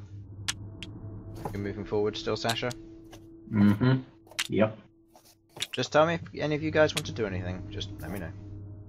I mean, I'm gonna tap Queglod on the shoulder and say, do you want me to go ahead of you? Might be a good idea. Just keep an eye out for Bhold. I plan to. Just shrinking you down because you're Yeah, small. Queglod. Yep. Oh, sure, Queglod. Alright. So, Right. Can We'll I move check your way how up. big that drop is? yeah. So looking down, you can hear muttering at this point. But coming from below. Elsyan identifies it as some form of undercommon, but it seems broken, scattered almost. Across the way, you can see what looks to be a tatter of webs, and a small chest. How lengthy is this hole from here to here? That would be a 15-foot jump. How far down does this go? You can see it goes down about 20 to 25 foot again, similar to the other one. At this point, you watch Experiment 13 just runs up, or slimes up, I guess you could say, before leaping I'm going to roll for this, just to make sure he makes it. Yeah, easily. Leaps over and proceeds to open the chest and takes this piece of rope and he throws it across to you. Behold. Do I need anything to catch it? No, you just catch it quite easily. It's a good throw. Ooh, do we catch- go down? You catch the rope and you see him pull out what look to be these metal rods, which he then jumps back over, going around the wall this time. Before you watch as one of his arms morphs into that of a hammer, and he takes the metal, and you hear a voice from the back say, "When you're ready to go down, you'll have maybe a few seconds of the surprise. Use it wisely." I say we go down now. No time like the present. Alright. You watch as the... attempting to use your staff again, Malcolm. Yeah, I can use staff again the same way I did back there. I still have light on my axe, right? Yes, you do. As the piton is taken, the Experiment 13 slams it into the stone. There's a cracking sound, and he quickly ties the rope. And you jump down? I jump down, yes. You jump down, you are immediately greeted by a wall of darkness, and your light on your axe just goes out. Okay, so no, I And can't. you land on the floor below. And know where means you currently everything's are. black. You don't know where you currently are. Alright, well, Whoa. I'm gonna go down next and try to lighten up Oh god. What's matter? lighthouse. Oh god, that's loud. I need to lower that down. I've turned that down, don't worry. Okay, thank you. So, who's going in next? I am, and I'm gonna try and light up lighthouse on the way down. As you jump down, lighting up Lighthouse, there is this wall of darkness, and as you enter it, you feel a glow from Lighthouse as the light pierces the darkness around, swirling through it. Behold, you, as you're dropped down into darkness, and then all of a sudden, there's this piercing light as the darkness around you erupts free. And you are currently standing next to the Alright. priest individual. Sasha, you're next. I am jumping down as per Is usual. he surprised? If I can see where I'm going now that the light's down there, I will be like aiming to be right next to this guy. Yeah, you're currently there. And Queglod, you follow as well. Yes. Okay. Yeah. I'm going to say for all intents and purposes, Elsyan's going as well. So, Nah, we thought we'd leave Elsyan back there. much as you might want to say no, I'll put Yeah, you there and I'll put Elsyan If there. it came to it, Queglod would definitely grab him by the ear and drag him down. If it came to it. Yeah. Taratan friend, Bree Grindle doesn't seem to move down. He seems to be watching from above to see what you do. Is he surprised? Yes, I would like all of you to Alright. roll initiative with advantage. I will roll for Elsyan. 18. Nice. Plus Elsyan's initiative, which I believe is 3. That puts him in a really good spot. Alright, so what have we got here? 25 to 20, other than Elsyan on his 21. 25 to 20, anyone? Nope. 20 to 15. 18. 17. 15. 18, 17, 15. Or was it 15, Malcolm, or was it 15. 15? Okay. And Sasha? 10. Okay. Now I'm going to roll for his initiative. Okay. That puts him just below. There. Okay.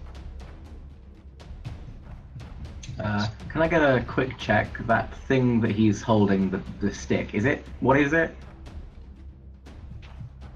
What do you mean? Is it stuff? You mean? Or... Well, yeah, but what is it made of? Looks to be made of what seems to be a dark wood, and the purple crystal on the end seems to be glowing and dripping this red liquid. You see there's a small pool of what looks to be blood underneath him.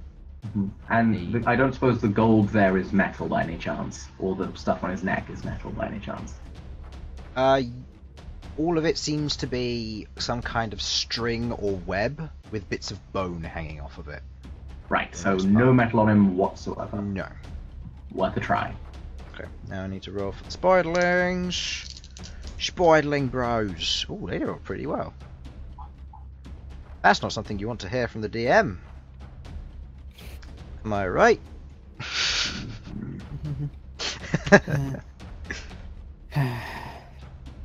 Spiderlings 1.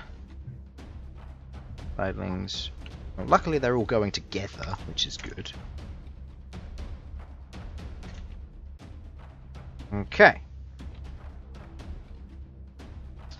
Alright, so Elsyan is the top of the initiative. Great. What would Elsyan do in this situation?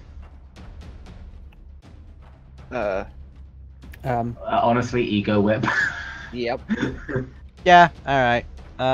So let's see. What does Ego Whip do? It's an I want to say, just from using it so much, it's an intelligence saving throw, which does 3d8 damage. And if it succeeds, then they can only perform the hide, the disengage, and the move action. I want to say that's it. Yep. Where is Ego Whip? 3d8 damage, 60 feet of view, intelligence saving throw. Alright, intelligence saving throw of this guy is... That is a 6 plus 2 makes that 8. He fails. So, takes 3d8 psychic damage. Okay, takes 8 points of psychic damage as you watch as he's very much overcome by the current situation. These individuals just drop down out of nowhere next to him. You see now the Spiderlings are very much aware of your situation and what's going on. They're less surprised, but they're still surprised. Behold, you are next. Or you are up. Queglod, you are next. Okay.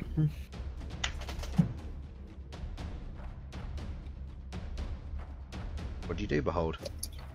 I grab my axe and slash his legs. Slash his legs? Yes. Okay. Make Is this with advantage? This is with advantage because he's surprised, yes. And also I'm raging. Yeah, we'll say you're raging for this. It's okay. The sigh from the DM, and that 20 was rolled. Alright, go ahead and roll your damage. Yep. 2d12. Don't forget the extra d6. 2d12s. Oh yeah, plus the And a d6 D6. for wearing the bracer, which is also doubled because of the critical. Oh. Oh, that is 23 points of damage, plus the 2 from rage, plus the 4 from strength. That is 29 points of slashing damage. Oh, yes. As you bring down your axe onto him, you feel it connect, and there's a kind of a snarl from him as you watch as a large dribble of blood leaves from his main mouth, and he gargles at it and recoils. You watch as the blood symbol on the floor heightens when his blood is added to it, and you watch as the body in the center is consumed by a swirl of blood. You see he is very badly injured from that. Nice. Big crystals over here, by the way. Over here. Just so you know.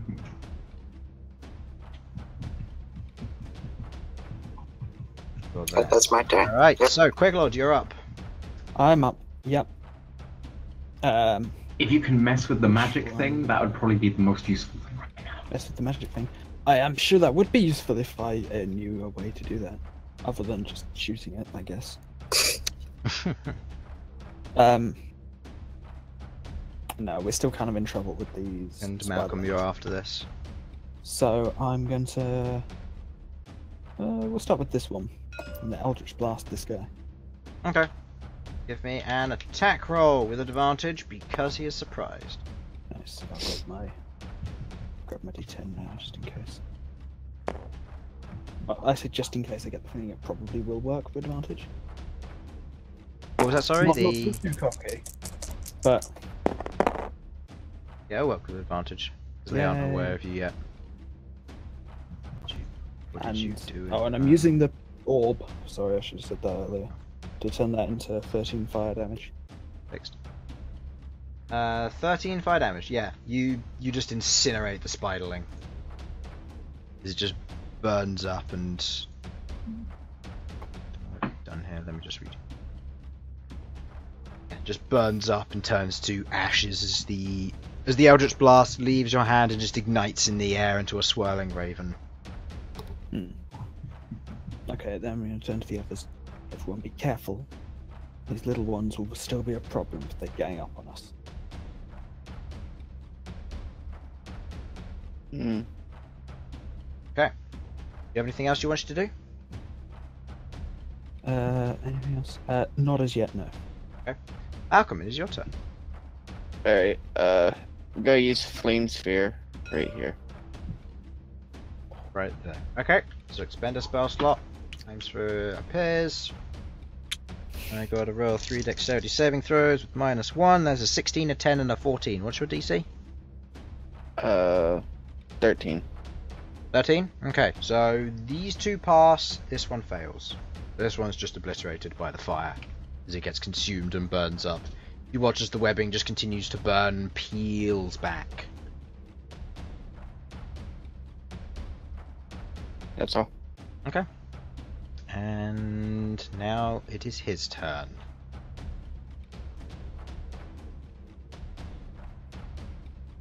I'll put this in here real quick. Sure to read that. Okay, so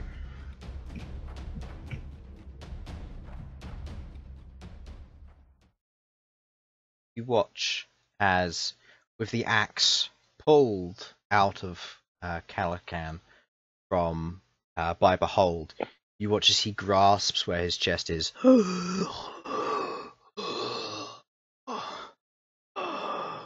breathing heavily in and out where the blade entered. He turns to you, his eyes furious with rage. He cannot attack. He's going to disengage. He runs into the center of the circle. You watch as the 3 triangles around the base of the crystal, 3 more of them appear below him, and with a single motion, they snap up in a arched form, similar to that of leaves.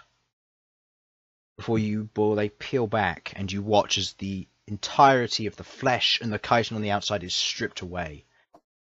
The singular crystal hanging around or within his throat is absorbed and shattered. You hear this that echoes through the cave. The spiderlings all look around and they begin to flee this way, making their way out of this area, fleeing as they do so. A few more of them caught in the crossfire of the flames as they run. These ones ignoring you, making their way past. Another wave of energy. What would you like to do? The crystal now glows, powerful.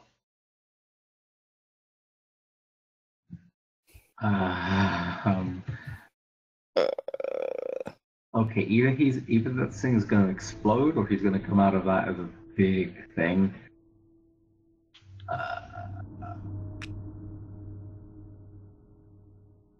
Okay, can we try and see if is there any way we could do like an Arcana check to see what's about to happen? You can try. You'll be with disadvantage though. Understandable.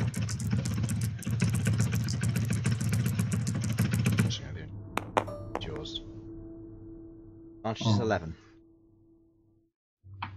Its energy is unknown to you. It's powerful. It pierces you. It hurts. Yeah, I run, everybody run. This one extended. And you watch as what was before triangles is leaves. As they wrap around the crystal and rise up A singular, thick, dark green stem follows. Small orbs, purple and red in nature, swirling around it, are connected to this main stem. Leaves unfurl, and you watch as the leaves on the top dye a light shade of purple and red. They peel back to reveal a single crystal. Stands before you. I believe you will recognize this. Oh God. I I'm don't. back. Another fucking vampire. Oh, welcome back, Sam. You see a vampire Oh, fuck! for you I have no idea what that is. You don't want to- lucky person. as it So- rises out on the center of the Right, I'm just main gonna clear- sigil. I'm just gonna clear off my diary just so I can fight this thing. Okay. Also, Sam, you have used 3 side points casting Ego Whip. Son of a bitch. Okay, fine. Okay. Everybody, you maintain your initiative, but it goes first. So, for those who are unclear, my players have fought this before in another campaign, and it almost killed them. And it took 2 hours. So, No, it took 4. alright, fine. I participated a lot in that fight, I seem to recall. Yeah, a lot of people went down during that fight quite a lot. Yeah, It's very interesting. And I have forgotten everything it can do. I have no idea what it can do. Alright? It's fine. You don't need to know. Count yourself lucky. Why would you need to know? It's fine. So, it begins. You watch as there is a crackle of purple energy on the top of it. Actually, am I going to use purple? Yeah. As a crackle of violet energy appears at the head of it. I would like Bhold, Sasha, and Queglod all to make dexterity saving throws, please. Do I get advantage on this? You do, because you have your danger sense. Okay, hold on, let me just preemptively check.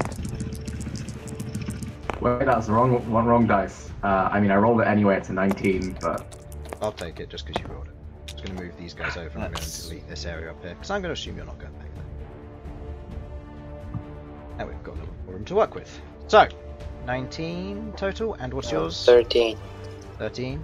My total, I think, is it's +2, so 13. Okay, no. Queglod and Behold, a piercing purple and violet beam streaks through you. You feel the energy within your breath pierced and be taken away. You each take 8 points of necrotic damage as you feel it drawn away from you. Sasha, you take 4 points of necrotic damage. I would like to use Hellish Rebuke as a reaction. Okay. What do I have to do? It must make a dexterity saving throw.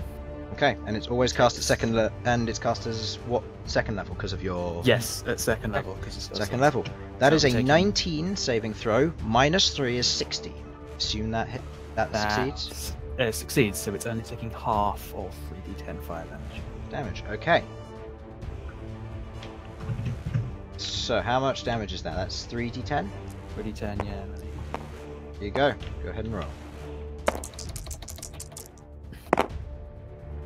Now, you're using the crystal, correct? But it's fire damage anyway for Hellish Rebuke, so no. Okay. You take 2 points of fire damage as the ruby orb you're holding heats up and burns your hand as you hold it.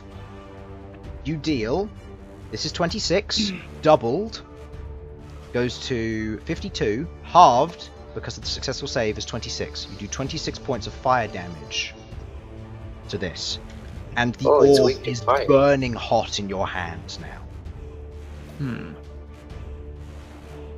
It's at the point where you're going to have to either drop it or continue taking damage if you wish to further use it. pass it to me. Wait, the vampire Or- took 26? Or could pass Vampire took 26 fire damage because it was doubled, and then halved. Why was it doubled? Because You it's don't know. weak to- Okay. Presumably because it's weak to fire damage, but I'm not clear. Unsuccessful identification of what the ruby orb actually does. Okay. I Okay. have to have words with Superharper then. Queglod, if you're going to hand it to anyone, hand it to me because I have resistances against fire. So, And so do I. from here, everybody take 1 point of necrotic damage as you feel a heartbeat boom, emanate from it. Why does it have to be necrotic? Fuck. Even if it wasn't, it would still be 1 point for you, Bhold. I know. Alright, so, next in initiative, Sasha. Right. I require a heal. I require healing. How much of a heal? I need Well, not yet, but the next turn. healing. Okay. What do you do, Sasha? I'm moving up here and I'm firing off a guiding bolt at it. What is the save? At the crystal. It was an attack roll. It is an attack roll, I believe. Okay. Wait, don't you I have will double sacred check flame? that quick. Also, make sure you guys have no. read what I put in. Chat. Right, yes, it is a ranged spell attack against the target, and my spell is +5. Okay. So, I gather a force of pure light at the tip of my mace. A little bit. I gather a bolt of pure light at the tip of my mace. I basically just scream out, Bioturin's flame, die! And I just thrust it directly at this thing, and hope to God it hits. That is a 10. That hits. What? That's what, 4d6? 4d6, yeah. Alright. And I'm making it light damage rather than fire damage because I don't know what either does to it. Or radiant damage rather than fire damage. Actually, no, I don't have this thing, do I? So it doesn't matter. No, you don't. No, not yet. I'll hand it to you. 10 Or you points Good for me. radiant Like damage as you impact the outside of it. You watch as the damage swirls around it before passing through into it. There's a shudder from it where the damage goes in and impacts it. Next person to have an attack roll has advantage, I believe. That is correct, yes. Okay. So, next in initiative is Elsyan. Excellent.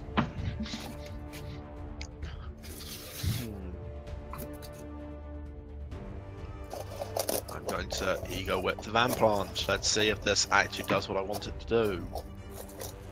Okay. So, intelligence saving throw? Yes. Okay, that is a total of 4. That takes 3d8 damage. I don't trust these dice, man. If I get 3, I'm gonna throw a fit. Hey, it's pretty good. That's 15. Yeah, that's pretty good. As you push out with your psychic power, it whirls around the outside of it. You can see it, and it sinks into it. It recoils with the pain before you feel as the presence within inside of it is swarmed with hundreds of consciences. You have the understanding that your ego whip will not cause it to be unable to attack, as there are hundreds of souls inside this thing currently overtaking it. Does however take 4 damage. Nice. Okay. Did you wish to do anything else? Can I send out my little spiderling things? Your spider orbs? Yeah, a spider orb. Add it. Okay. Just Yeah, sure. I don't have a tile for one, so I'll use this spiderling and I'll use that one instead. The clone of Arachne. I've got Amazing. 2 now? What? no. Spider orb. You could just use like just Minuscule. it's tiny. Where's it going? It's going towards the van plant. trying to get onto it. What's its speed? It's like 30, isn't it? Oh yeah, it's ridiculous speed. I need to find. 1, 2, 3, 4, 5. Yeah, and it climbs up. It climbs up the Nice. van plant. Excellent. Okay. What would you like to do? Is it just going to do anything, or is it going to... Oh, it's gonna do an electrical discharge on it. Obviously, it's gonna start doing damage. So what's to that, it. Constitution saving throw? Let me just double check. Where's it gone? Electric discharge. It's merely magic attack, so I have to do an attack roll. Oh, okay. Go ahead.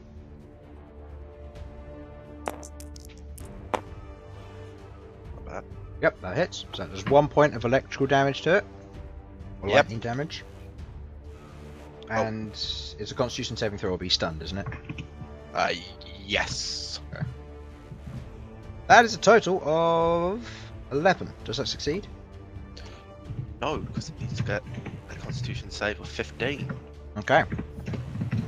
So you watch as the small electrical discharge that fires into it scatters throughout its body, and you watch as a single one of the globes on the underside of it flickers and dies. Excellent. Wait, what dies?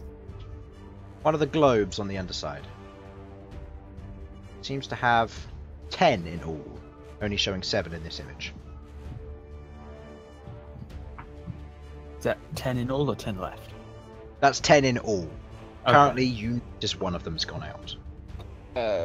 How close are they to each other? They all come off of the stem, and this thing being the size that it is, about 15 feet tall at this point. I'd say they're maybe a foot apart at most. So Okay. Next is Bhold, I believe. Yep. Alright.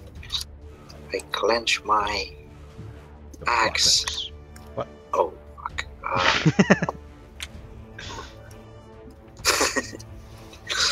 Alright, I jump at this thing. Okay. Try and slash, seeing as that one died, trying to slash the other ones off. Okay. Reckless or no? You You should have advantage because of Guiding Bolt. yeah, yeah. Okay, so you don't need to be reckless. Advantage 12. That hits. Go ahead and roll an Yep. attack roll. That is 12 plus 6 is 18 points. 18. As your axe reaches it, you feel this is it. This is going to get cut off. Ting! There's a ring from your axe. And there's a pulse of what looks to be magical energy covering the outside of it. Before you watch as this pulse swells round the outside of it. Your axe is repelled back. It swells and travels into it, and you see another shudder along the outside of it. Seems to have taken half damage.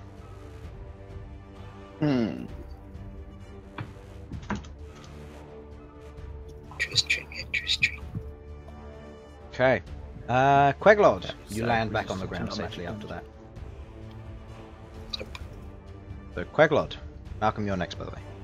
Mm-hmm. What would you like to Okay. do, Queglod? I'm going to move over to Sasha. Actually, it occurs to me, do you actually have a free hand, Sasha? I'm thinking probably not. No. You can hand it to me because I have fire resistance as well. So, Okay. Actually taller than 15 feet. I just got the size of it wrong. Yeah. Malcolm, hold it. Malcolm, take care with this. Something seems to be going on with it. If it gets too Okay. intense, get rid of it. okay, problem. Right, and with that, I'm going to remind me how Guiding Bolt works? The next attack roll has advantage, which is Right, not okay, used. so that's gone now. Okay. Yep. Right. In that case, flip vision with me. Well, that's how it is to my knowledge, unless I get Attack roll, corrected meaning otherwise. physical attack, or It can be a spell attack. It just has to be any an attack attack. roll, not a saving throw. Okay. Oh, okay, so what Sam was saying. Okay. In that case, I'm gonna have right. First of all, Felipe fly around. Okay. And like fly to the nearest of its like globes that are left. Okay. And peck at it furiously. Okay, give me an attack roll with Felipe. One question. It hits. Can That's any 4, 16. It does So 1 point of piercing damage as he tries to Which peck can't it. be halved by its resistance to non-magic damage. I know, so it's still a 1. Yep. So he pecks it and it's a ting! Same sort of thing, there's a small pulse that travels up it. Less of a shudder, but still present. Okay, and while Felipe's doing that, I'm going to launch another Eldritch Blast. Okay. Right at the main crystal on top. Okay. Try and send it as like a thin dart to try and like pierce straight through it if possible. Give me an attack roll. I'll roll damage with it as well.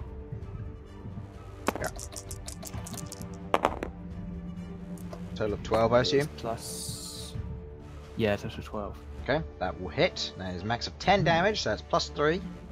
Yep. Now, so what type of damage is 13 it, may I ask? 13 force damage since Okay. I'm Lucky Lord. You watch as you hit the crystal itself, you watch as there's a small flicker as your needle-like Eldritch Blast passes straight through the shield, seemingly. Strikes the crystal and there's a sound as it pulls back. The sound of crystal like it's being dragged along the floor as it pulls back from the strike.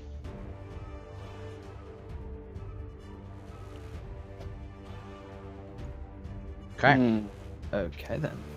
what would you like to do? I have nothing to do with my minor action. I've learnt my lesson from trying to deal necrotic damage to these things. So I will end my turn there.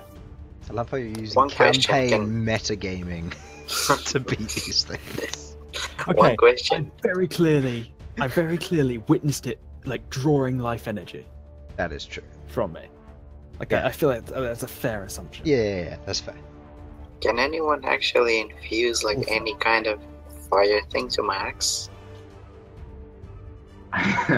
Campaign, like blacksmithing wise, yeah.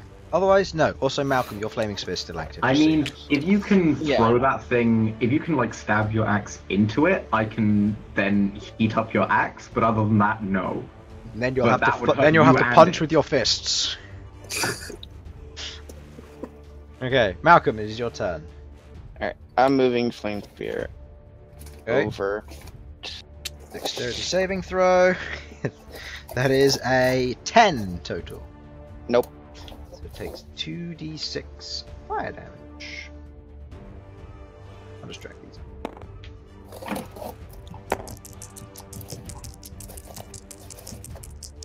Comes to a total of 9.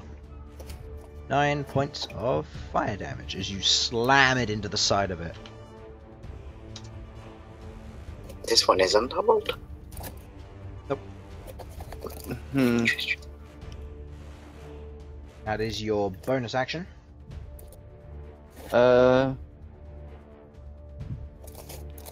gonna wait. Hold on. Actually, yeah. Can I? I can hit it with poison spray, right? Yeah. All right. I Yeah. believe that's in range. What's the range on it? It's 10 feet, no. If it's anything higher, then yes. It's 10 feet. Good move. I'm gonna move here and hit it with poison spray. Okay. And I've got the fire gem. You haven't. Thing. Currently, Queglod has it because she hasn't Nope, passed it. gave it to me. I- Oh, did you say that? Uh-huh. Yeah, I guess Yep. I give it to Oh, him. okay. Probably didn't hear that then. My bad. Okay. So, was that a saving throw or is it a... Constitution saving throw. Constitution. Yeah. Well, that's a natural 1. Oh. Yeah, it's taking the damage alright. However, you take 1d8 fire damage because you are currently holding the ruby. 2 points of fire damage. And you deal how much damage to it? You have resistance to fire, so you only take 1. So now, for this. Okay. Crystal cools down. Okay. I need. Wish those were the other way around.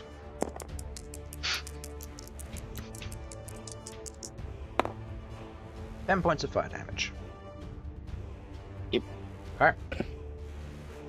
Is that the end of your turn? Yes. As you spray out the small poison, it strikes along the outside of it and it begins to burn and sizzle into it. You watch as this happens, the crystal on the outside pulses. Everybody takes 1 point of necrotic damage, including Felipe. Felipe is now dead. Wow. Okay. So you now have advantage on attack rolls against it. Yes. And that was So, 1 point. But that means that was 6 points of total damage. You'll feel the life force drain from you as the pulse expands outwards, seemingly absorbing whatever's coming from whatever. Does this pulse go on forever? You don't know. Is there a range to it? Okay. Don't know. It is then going to.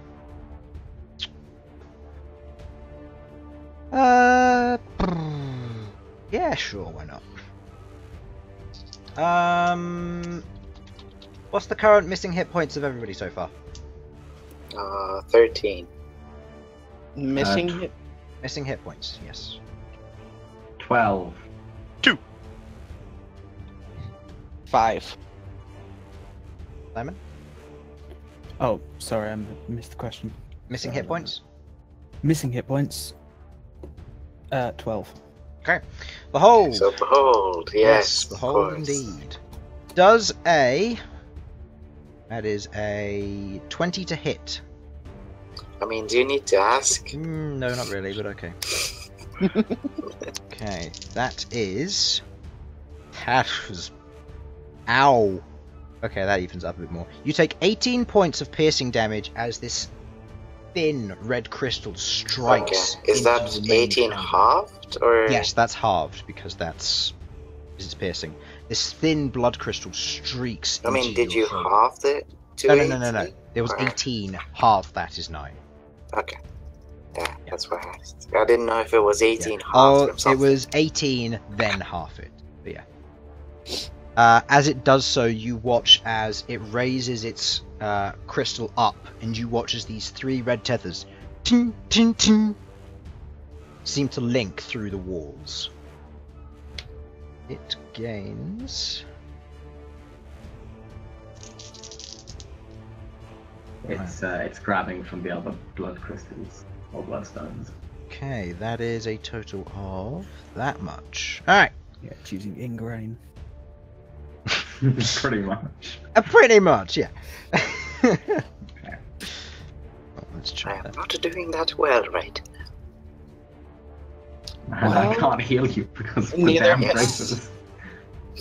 Yeah, you can't be healed because of it. Fuck. Okay. Yeah. Let's see. Oh, by the way, how much damage did you do earlier? Harlan. How much damage did I do earlier? It was like 10, or like 15, or 12, wasn't it? It was 10, I thought. 10 Okay. life damage Okay. or radiant damage. Cool. Good to know. Yeah, it was it. Thank you. I'm very worried now. No, don't be worried at all. Alright, so, Sasha, you are next in the initiative. Right, yeah. I'm going from a big blowout here, and I'm going to move over here, if that's all right. Mhm. And I'm gonna hit it with my hammer. Okay. I'm going to be changing it to half fire damage. Okay. No, actually, I'm not. I'm going to keep it to normal damage to see what that does. Okay. Can I have a D8 from somewhere? Where are the D8s? D8's a red. take one. Yeah. Okay. So you're just gonna hit it? Just gonna hit it, and then I'm gonna be using my bonus action to summon my spiritual weapon. Okay. Have your spiritual weapon from up here. Then choose where you put it. Hits. So it's 2 points of. That's 1 point of fire. Oh, no, you're doing regular, weren't you? Yeah, I'm doing regular, but I believe I get a +1 from my upgraded weapon. I believe and a +1 from my strength. No, your weapon doesn't have the a +1 property to it. Oh right. It's just it converts half of it to fire if you wish. I must have added the +1 from my strength. +1's from your strength, yes. So that would be 3 points of bludgeoning, and your weapon is magical. Damage. Yes. Okay. As you swing your hammer in, it hits, and what was previously the outer shell of this, what seemed to be some kind of shield, pulses red, and you watch as a simple crack forms along the outside. Cool. I'm using my spiritual weapon activates and hits it. Where is it? Where the crack? Can I control it to try? Yeah. Oh, okay. Yeah, I'll put it there so you can choose where to put it. I'd like to put it over. Where was the crack, by the way? The crack is on this front where Harlan is. Well, then I'm going to be putting this right by me. Okay. Or on top of it if I can, or like just generally so it makes, making life difficult. So it makes an attack roll with a D8 damage, I believe. A D8, yes. Does a spiritual weapon have hit points, just out of curiosity? No. That does not hit. As your spiritual weapon goes into swing for a strike, it hits against something hard, and you watch as it just bounces off and like begins floating in the air behind where you roughly are. Elsyan. Oh, yes. Right. I'm gonna get my little thingy mob, my spider robe, to zap it again. Zap it. Make an attack roll. Zip. Okay, that is total to hit.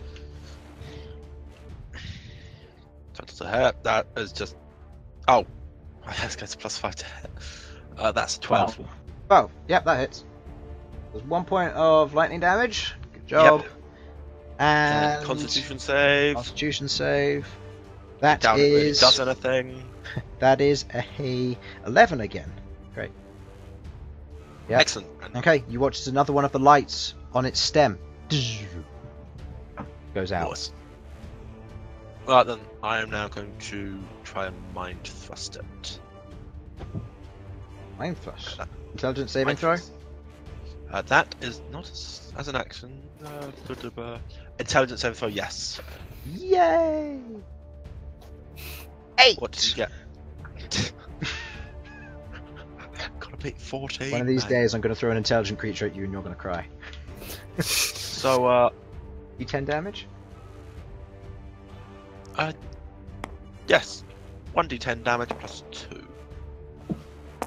Not Right. as good as the d8, but I have no access to that right now. Fair So enough. 7. hit him down. 7 points of psychic damage. Nice. Okay. Let's see. If anybody would like to move, you're welcome to do so. Behold, it is you. Elsyan and Sasha, you can move. Oh no, Elsyan can move if he wishes. I'm moving here and attacking. Did I see the thing crack? We'll say you saw Sasha focus firing a particular spot, so we'll say yeah, sure. Okay. I am going straight for that spot. Okay. Reckless or no? Yes. Okay, give me an attack roll. Can I have a d6? Alright, 12. There you go. There you go. Ooh, that does hit, I can tell you that for sure. That is 4 points of total damage, plus 6, halved because your weapon isn't magical. Yeah. That was 10, halved is 5. This is where I want a magical weapon, Sasha. You're the one who wants the fancy magical weapon. You could have had it enchanted for like 20 gold. And yet. Just to be classed as magical. Yep. What? I Yes, said I told you. wanted it only to be magical. But he didn't want to do it or something. No, you wanted a No. fancy one. Anyway, Queglod, your turn. Yeah, me again. Yep. Okay. Oh, these guys they're all gone. Oh yeah. Screwed off. Oh, the spiders, they're not there anymore. In that case, right, I'm gonna yeah, no, I should have learned it. I'm gonna keep firing at the globes. Okay. I'm just gonna launch another Eldritch Blast. And remember, Simon has advantage on attacks against Yes, this thing. because Felipe was killed. Yes, that's true. So yeah, There I'm you gonna go. shape my Eldritch Blast into the shape of Felipe to honor him. On Just the launch him, like cawing through the air, like slice at the globes with all of his avian fury. On the burb. 18. Okay. It's 6 force damage. 6 force damage. Okay. Assuming that 18 hits successfully. Yeah, at the very least. Like, this is with a No, plus no, 5, so not 23. 18, sorry, 23. You strike out. Felipe flies in, strikes against the side of it, and you watch as another one of the globes goes out. Alright. How many is that now that we've taken? You've taken 3 that you've noticed. Okay. Was Okay, 6 good points to of know. damage. Okay. Is there anything else I want to do on my turn? Malcolm, you're next. I'm sure there's a very obvious thing that I should be doing, but I'm going to move over here. This is very important, I assure you. I have a great strategy in mind. And end my turn. I am now going to make a dexterity saving throw. That is a 17. Minus 3 is 14. Does it meet your DC? It's above DC. Ah, that is 2d6 fire damage. Like to roll them.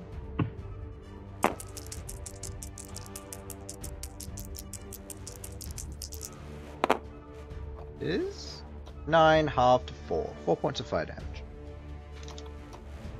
Okay. What would you like to do with your turn? I assume I seen the spot that's cracking. Yes, yeah, definitely. You're in front of it.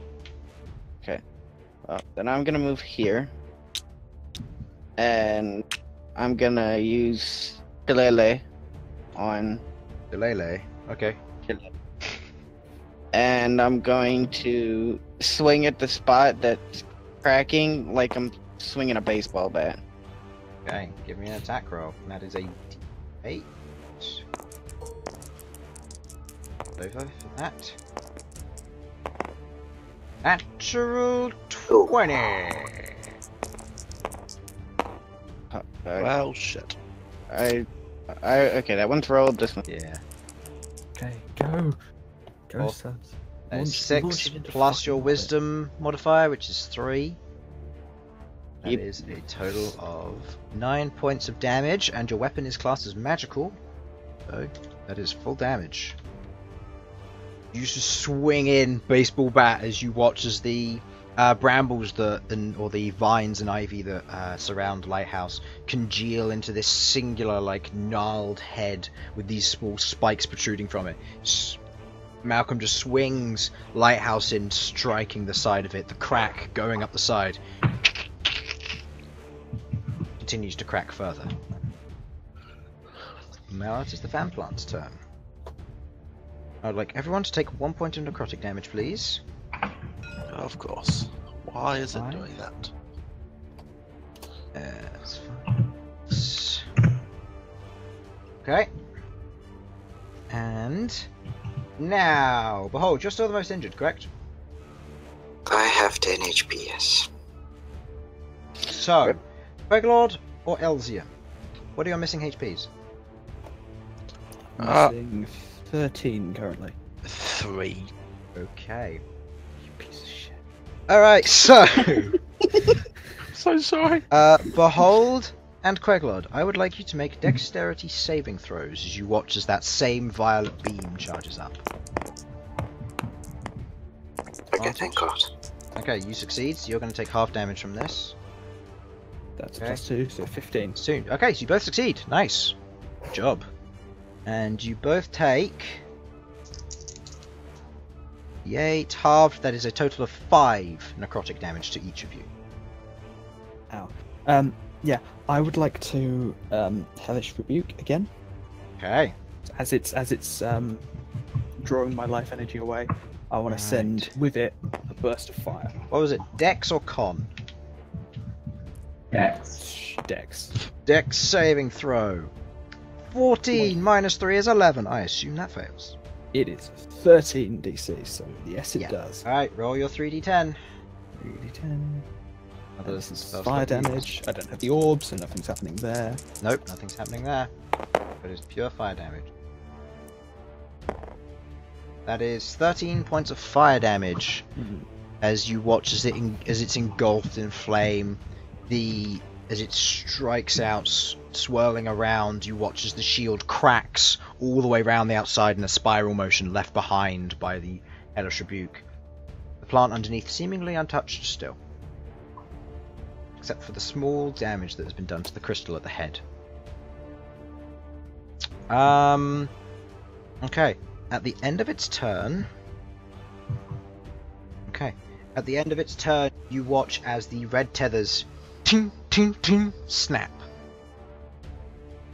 Okay, who has the lowest health at the moment? It is Bhold, Queglod, and who else? Is that like highest missing health or lowest Highest health missing overall? health. I am missing 13. Malcom?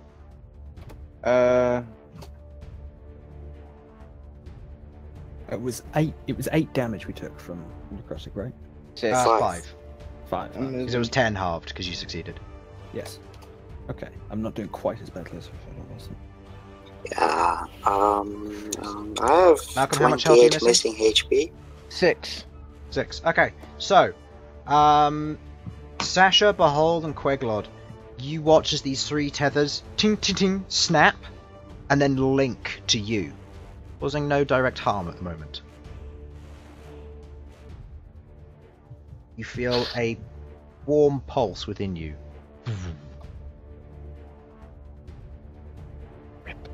Okay, Sasha, it is your turn. I'm going to try and break that tether. Okay. Does it have? Does What it would seem you to like have a to do? physical mass? Does it seem to have a physical mass, or What you can tell, no. Okay. I'm going to use my bonus action with my spiritual weapon to just smack right through it because it's using magical force. Okay, so make an attack roll. D8.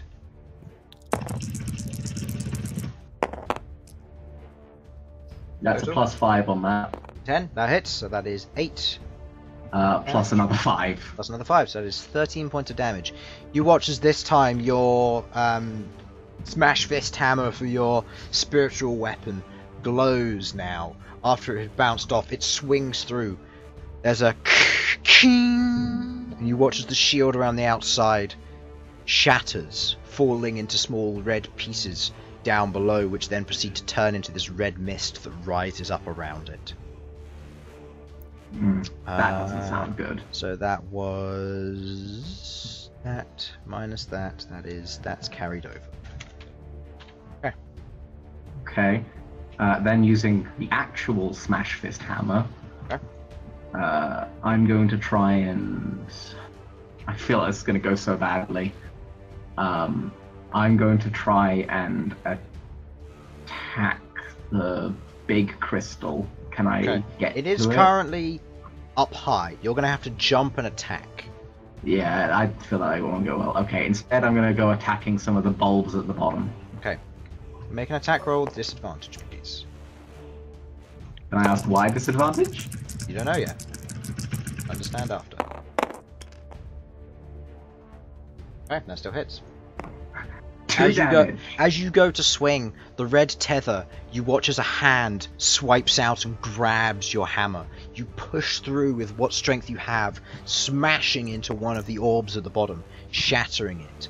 Small pieces of crystal fall to the ground before turning into this red smoke or this red mist once again, before the tether snaps from you, breaks and floats off into the air. Apparently floating, attached to no one. Yeah, that's not good.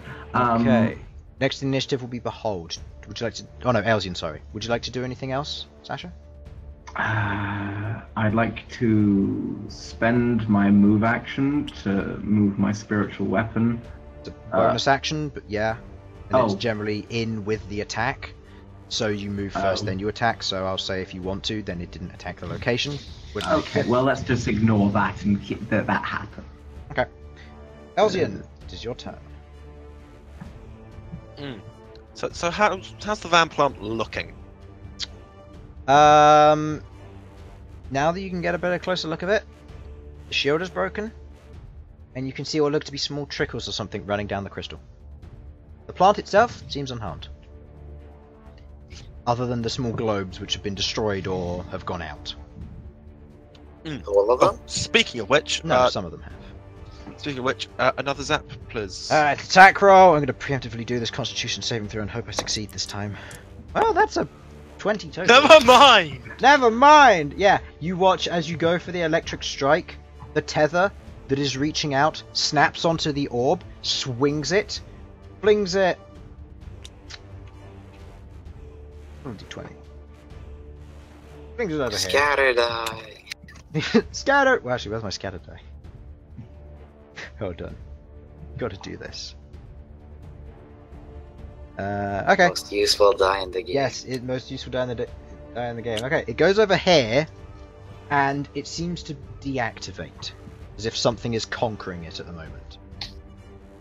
Well, that's just not Flip nice. it over for all intents and purposes. No, it is absolutely minuscule. You know what? Not actually worth remembering exists. Want me to delete it? Yeah, I've got a bag full of these things. That's true. You got Too 1,000 bad I of can't them activate at a them all at once. time. Alright, so now that you've lost Or one, can put the you? total down to 99 if you're willing to count. I believe when I got this, it was. Ah, yeah, okay, fine. 990. It's a bag of ball bearings, enhanced, so you've got 999 left. Oh no, whatever shall I do? Now, Chris, just double checking. I can't control them all at once, can No, I? You can only control one at a time. I need to learn how to do that. Anyway. Just as any combat we have, just send in an army of these little ball bearings. Alright, Anyway. what would you like to do? Now, just mind thrusting is just going to get me nowhere. Well, it's going to get somewhere. Well, I'm going to go back to. Actually, wait. No, I'm going to go back to an old classic Hammer of Inquisition. How many side points? 2 side points, please. 2! Is that an intelligence saving throw? Yes, of course it is. Oh, what a shocker. 16 minus 3 is 13. What's the DC?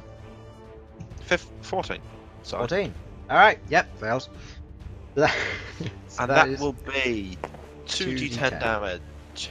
Yep, go ahead. It suffers, just in case it actually matters, it suffers a disadvantage on wisdom saving throws. That might matter. Right though. Ooh, nice. 18 points of psychic damage. Nice. Okay. But this does leave me in a bad state. Okay, so, yeah, make a note of the wisdom saving throw, how long it lasts, and is it just the next one, how it works, and stuff. Just so I can come back to that. And bring it up if I forget.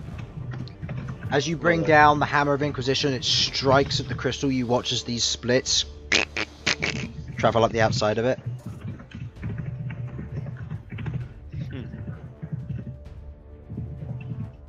Okay, so next initiative is Behold. Excellent. Hello. Hello. One sec, I forgot to plug in my thing, so it's lagging now. I have like 2 FPS. Alright, I will... How many of these small thing on the map? Give me a What are they perception check. called? The globes.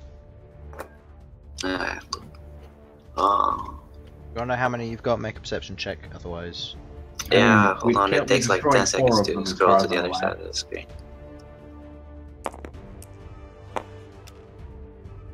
Okay, perception total.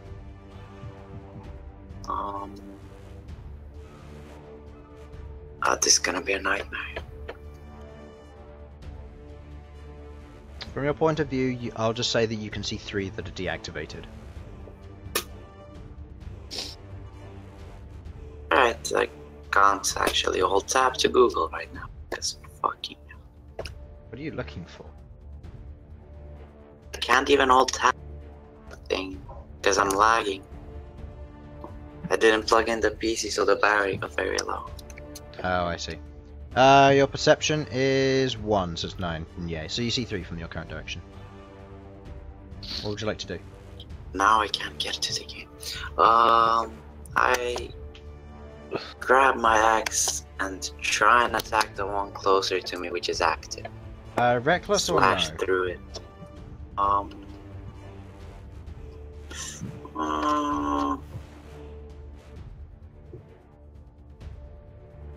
Fuck it, sure.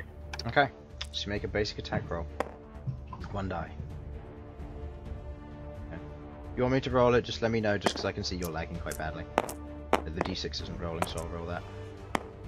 Well, that does hit. That's a 16 plus whatever it is, which is like plus 6. That's 22. That's Yep. 8 plus 6 plus another 6, so that is 20 total damage. Halved, of course. Of course. Okay, as you bring down your And axe, then strike Can I the wait? stalk where the global is. As you hit, it digs in, but it doesn't sever it entirely. Can I assume I can't disengage with my bonus action. Nope. That is Grim. Uh, Grim can do that, you can't. yeah. Fuck it, I go into a frenzied rage. Why not? Okay. You're into a frenzied rage. Yep. Queglod, it is your turn. It's my turn. Did you say the crystal was starting to crack? Yes. Okay then. Eldritch blasting again. This time shaping it as more like a conical dart. So it's like wider at the base than I would normally fire them. Okay. Trying to like wedge in and like prise it open. Oh, okay, I see. Yeah. Right. Advantage still because of Felipe. That lasts for 24 Advantage hours. still, but because of the tether around you, you have disadvantage, it's- so a regular roll. Yeah, so yeah. Okay. And this will be +5 to the roll, so 10. So that's not 10, gonna hit. that hits. Oh, okay. AC is 10. Right. 10 damage. It Yeah, can't 10 dodge. force It's, damage. it's not very dodgy, Ah, but it so has a it's lot not like of health. swaying a lot. It's just oh jeez. No, it just does a lot of And health. we only just busted for its like shield as well. Yeah. Okay. And I'm on 7 HP. That is Don't worry, I'm on 5. 7 plus 3, so that is 10 points of force damage to it. Mm-hmm. Nice. And the tether breaks off of you. The tether broke off of you as well, Behold. Malcolm, if you wish to move Queglod, you're welcome to do so. Malcolm, it is your turn. Yes. I'm gonna try to Dex save. Dex save was a natural 1. Roll your 2d6 fire damage, please. I've just remembered.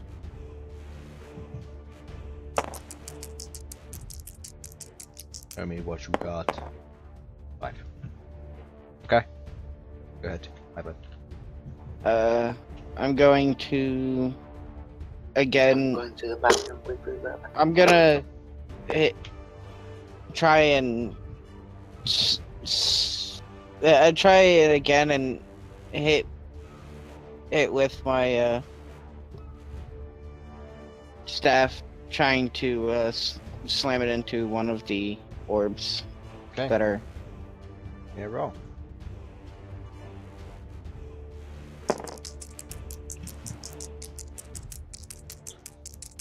Okay.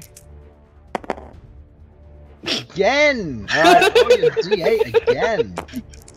Oh man. 2 nat 20s on Shillelagh. See, I told you should use it more often.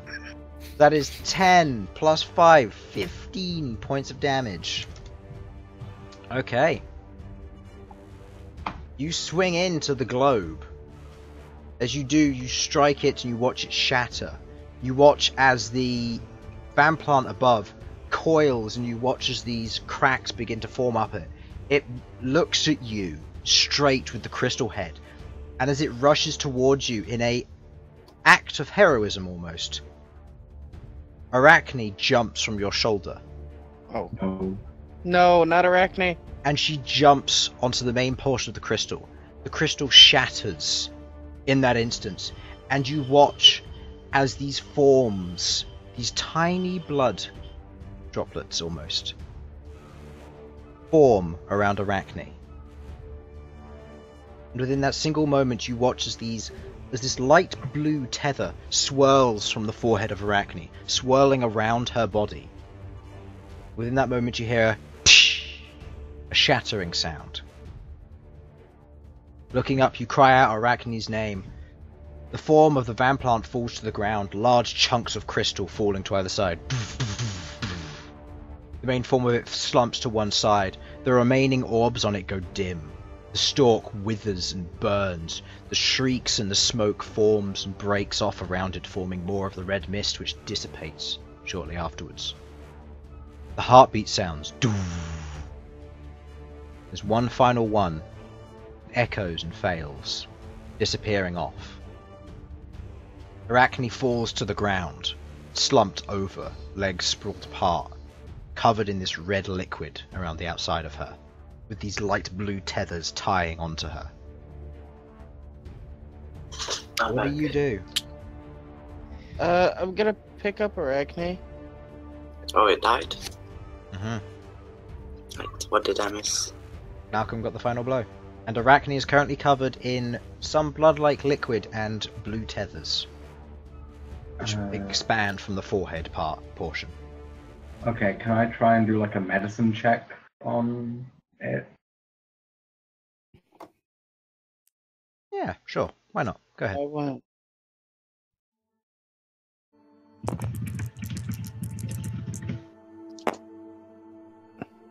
That is with a +5, so 14. Okay. From what you can tell, Arachne's unharmed. Looking at how it is, you can hear it, you can feel a presence underneath. It's powerful, but it's there.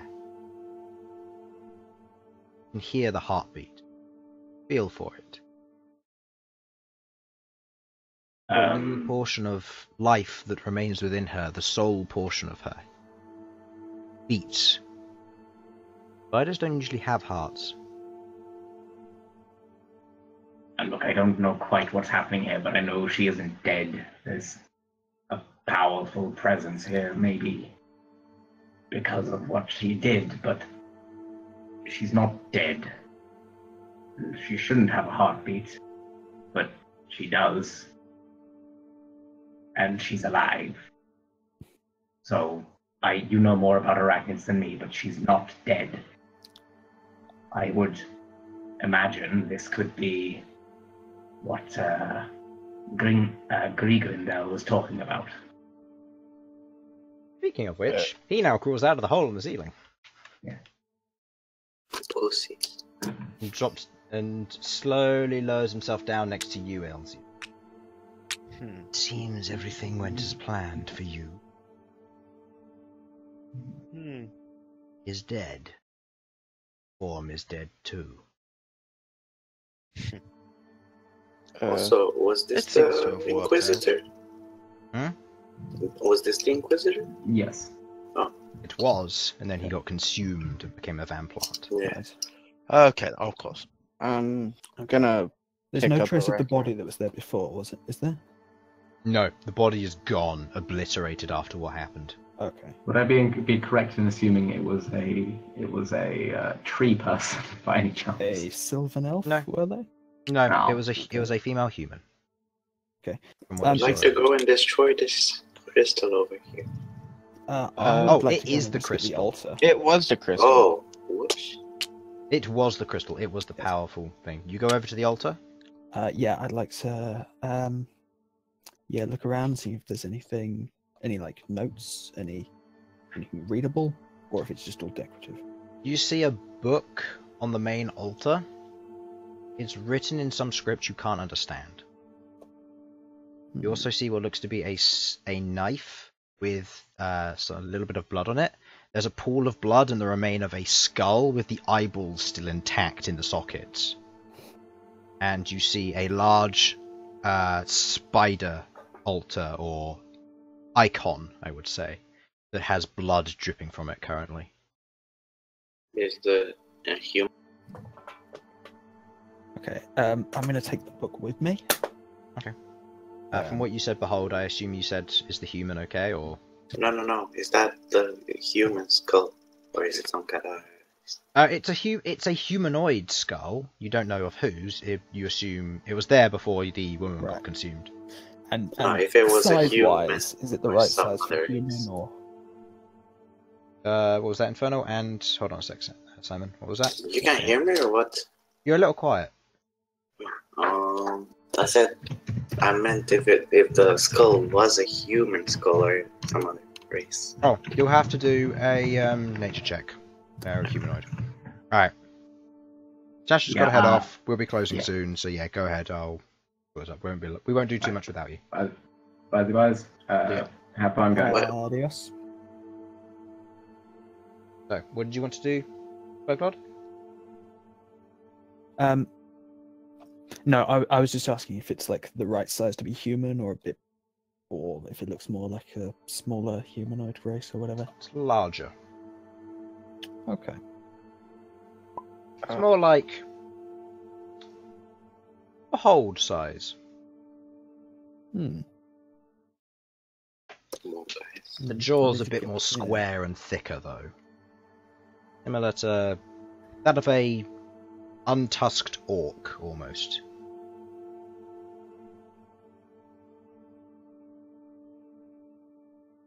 I want to pick up Arachne. Okay. You pick up Arachne. She's limp in your arms, and you can feel power going from her. Strong power. There's a pulse as well. So what happened to Arachne? You never felt it. What ended up happening was Malcom swung in with his shillelagh, landed the final blow, and the Van Plant attempted to go for one final strike on him. In doing so, the crystal shattered, but Arachne jumped out to try and land an attack in an attempt to save Malcom from what could have been a fatal blow.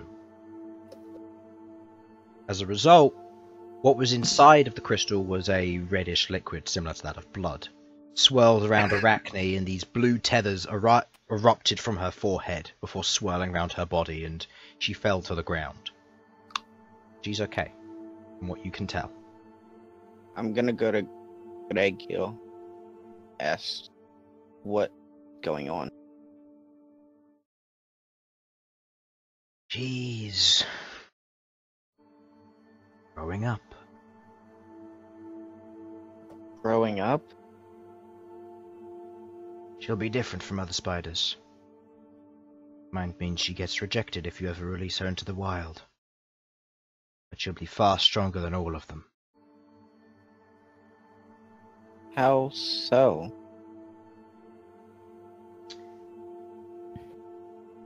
My handiwork you'll see in a couple of minutes, I imagine. The Lair Queen. She is a large child, and I have infused her with blood crystals, similar to this one. Arachne, however, has received the raw essence, a large dose of such.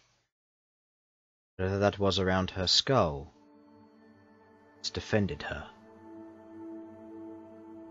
And in doing so, she may become a very powerful ally to you.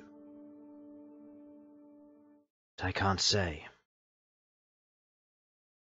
Results are yours to find, not mine. 13. He calls up, and you watch as the black slime falls down, and he says, "We have business to attend to. You would all like to meet us in the next chamber? I believe your reward awaits you there." Begins to head off, making his way down into the next chamber. Disappears from sight.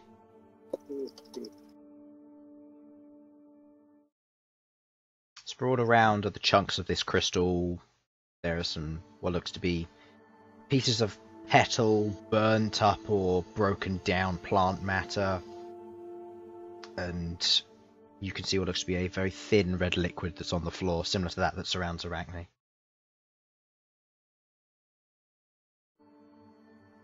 Is there any type of check I could do to see if I can tell anything going on with her? I'm gonna say for this, roll a religion check with disadvantage.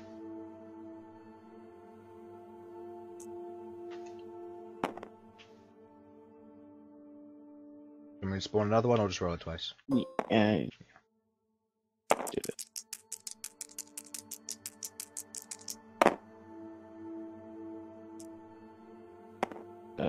Total of 10, I assume? Yeah. You have no idea. This is alien to you. You don't know what this is. It's new, whatever it is. New to you, at least.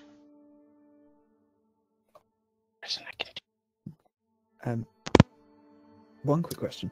Mm-hmm. Who was it that was able to detect the crystals? Was that Malcom? Yep. Yes. Okay. Malcom, with this crystal taken out, we're still going to need to destroy the other 3. We only saw 2 though, where's the 3rd? That's what I was going to ask. Guess. You can't feel them anymore. They're. It's like I can't feel them anymore. Just like they're not active. Elsyan, go round into the other chamber and see if you can see the other one. The one we saw earlier. Very well. Just double checking where am I supposed to be going? Specifically, just back into. Yeah. I'll try and find the other gem. Okay. As you go into the other room, you can see a very, very faint glow from the gem. And you can see what looks to be many cracks climbing the base of it. And it looks to be there are tiny bits at the top which seem to hold it in place. I am going to very carefully pick this gem up. Gem's huge. It's like 5 foot across. Oh, then fuck no. I presume we are destroying these because I've been a little bit distracted by other stuff. That's what we were trying to do to get the Dryad chance in. Just double checking. Didn't want to destroy it, then go, oh no, we needed this for some weird shit, but I obviously missed. Let's face it, it would happen. Yep. So, what would you like to do? If anybody else wants to do anything as well, welcome to. I'm gonna follow. Yeah, same here. Okay. Can I follow my only source of light? Yeah. You follow your only source of light. You all following and leaving Elsyan to his doom? No, Yes. I'll check on Elsyan. Don't worry, it's me who send him up there. Okay. Oh yeah, also, before here, Yeah. you said the crystal burst out into many pieces. Yes. Can I pick some of those up? Yeah, sure. Alright. I'll Go to pick them up. They're about, I don't know, about tennis ball sized, maybe a little bit larger. How many do I get? If you're collecting all of them, you get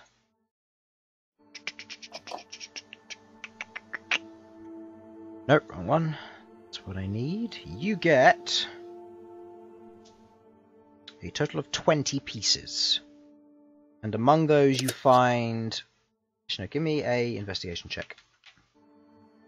With advantage, because you have cleared up all of the debris. Ooh. Amid those you find several small red crystals, similar to the ones you found earlier, and they're very small, and they're currently covered in this small red mist, and that's how you find them. You go through and you collect them. You collect 7 in total. You also find a perfectly spherical red orb. And as you pick it up, you sense something. It's strange to you. You've never quite felt magic before. You can sense every life form in 100-foot radius of you. You can feel Malcom, Arachne, Sasha, Queglod, and Elsyan moving. Shortly after, you feel Malcom and Sasha leave this radius. Don't know what this is, but it's powerful. Stow it in your backpack. Wait, you said 100? 100-foot radius, yes. Each tile is 5. So there's a total of 20. So yeah, you'd feel them as 60. you'd feel them as they exit about here. Yeah.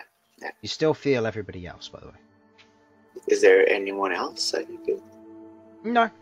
You can feel like what feels like small spiderlings. Which way did they go up here? Also, what are the 20 things I got called? Hmm? You said I got like 20 pieces of what? Vamplant crystals. And what you just picked up there, I'm going to say Vamplant, question mark, question mark, question mark. Alright, you guys. Do they weigh anything? Do they weigh anything? The core weighs a pound. Each of the crystals weighs 2 pounds per. Alright, good job you avoided a final encounter by befriending a guy. I'll just get rid of it. So, as you move in, you can see what looks to be a large spider. Eat that. You don't need to know that. You see what looks to be a large spider and tons, 20s, 50s, going into the mid-hundreds of these small spiderlings. You see loads of red glowing eggs. I'm just going to get rid of that. Oh. Where did I put the other 2? Did I delete them?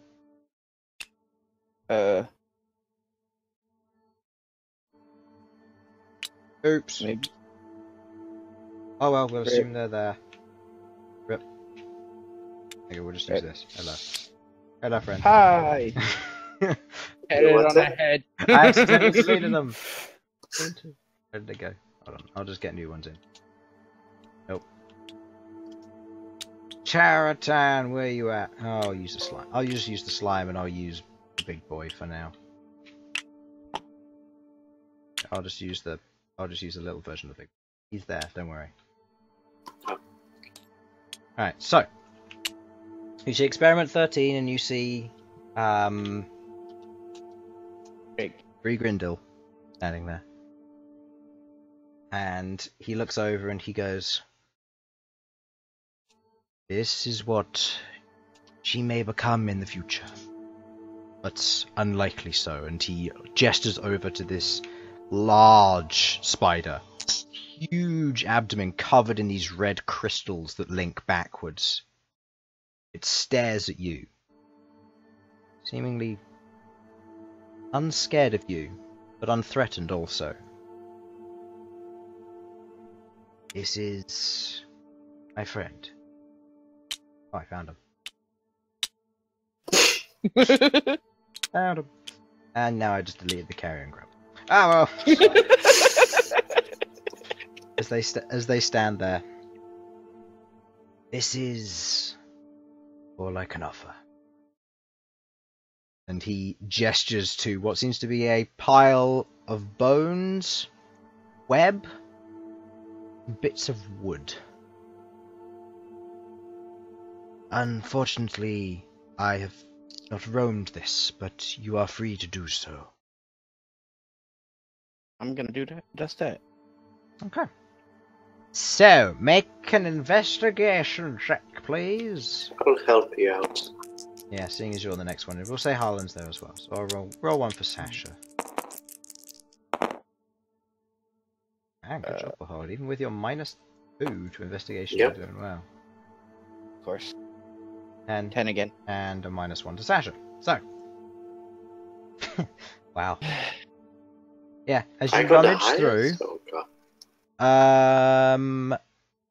Behold, you find what looks to be a silver ring currently attached to a bony hand, with what looks to be a small set diamond into the silver outlay of it.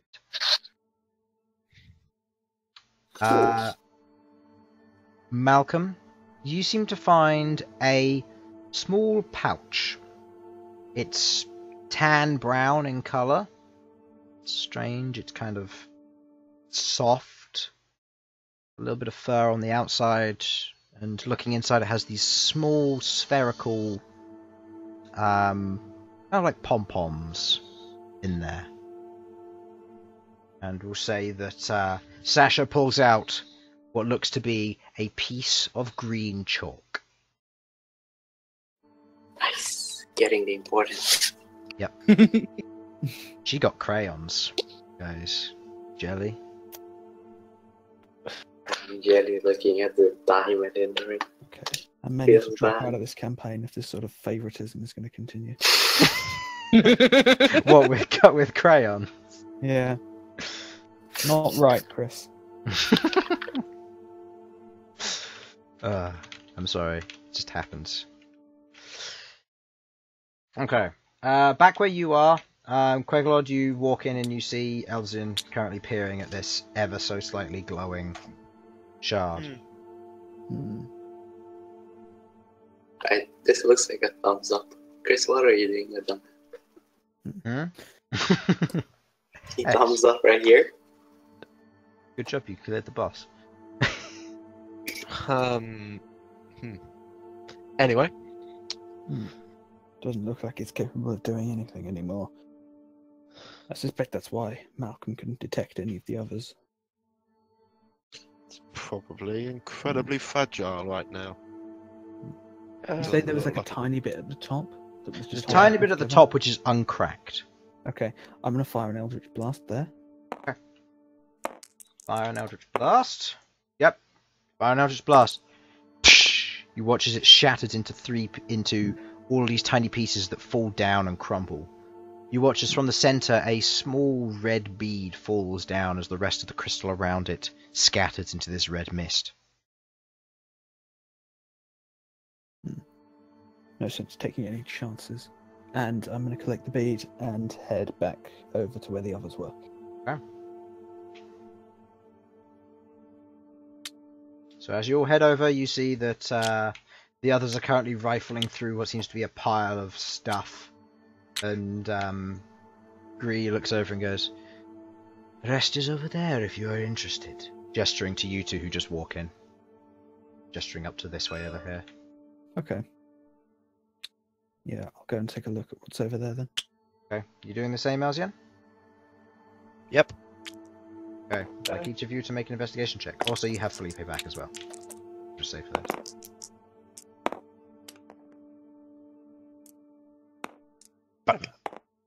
Oh no!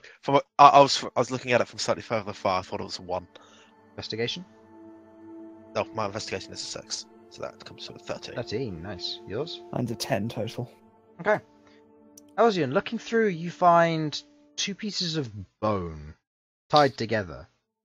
And you're like, this is junk. Before you hold it and you realize this is vaguely magical. And you look at it close and you can see small holes running down the side of it, similar to that of a pipe or a flute. No, it's a bagpipe. Try blowing or Can- smoking it. Can I? Did you try I tell? smoking it? Yeah. Not that sort of pipe. Can I sort of tell which end would be used for the? Yeah, fairly easily. Right. Okay, I'm gonna try and attempt to play this like I would a flute, even though I You're can't play a proficient. flute. You are proficient. Queglod, Mm-hmm. make a wisdom saving throw. Oh goodness. Do I have to roll, Chris? No, Oh goodness. 3. That's 6 total.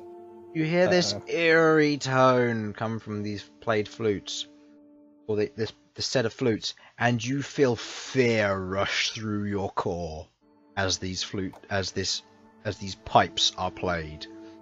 It shortly subsides, and you get over yourself, but you can feel sweat running down your face, and you may think you're like, I've lost 3 years off. Was that off to the range. resist being frightened?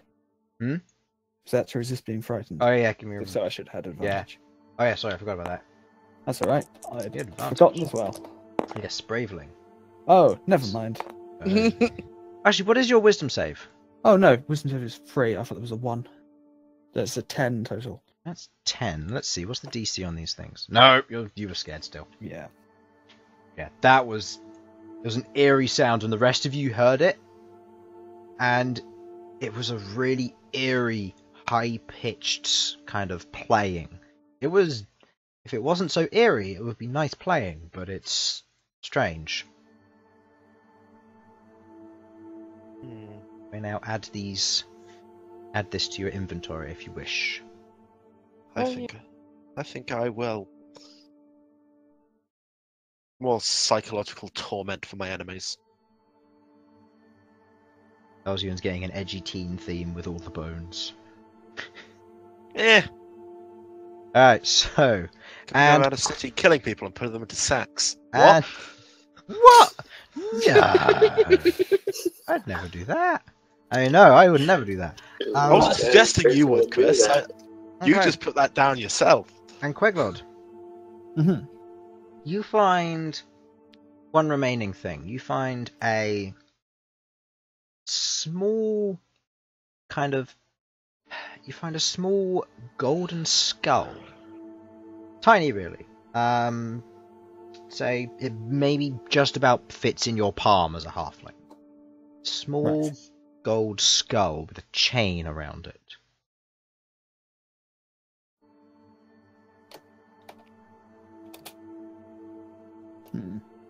Clearly, this is meant to be one as a necklace of some sort. Would suit you. So, yes. Elsyan, you seem familiar with this. I'll give you advantage on an Arcana check for this, because this is your forte. Nope. There's no clue. Never mind. It's a pretty Not skull, mine. and your edgy teen inside of you grabs a hold, and you're like, oh, it's great, I want it, but it's hers. Okay, you can have it. I suppose you can have it. I Okay, guess. I'm gonna try and make a check to see if I know what this might be. You're trained in I think Arcana, go ahead. Yeah, having noticed that this has piqued Elsyan's interest, I'm gonna see if I've heard of anything like this. To be fair, if Elsyan wants it, then it's probably best to keep it away from him. Okay. It's difficult to tell. It's got a magical trace to it, whatever it is, but you can't quite tell. Also, Bhold is a magician now. Yes. Well, Yes, he is. Oh, I suppose I can have Sasha look it over. I'm gonna keep it in my bag for the meantime and not put it on.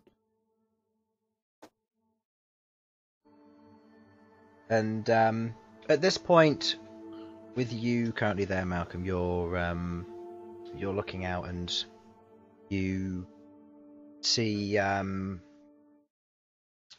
Gree slowly walk up to you.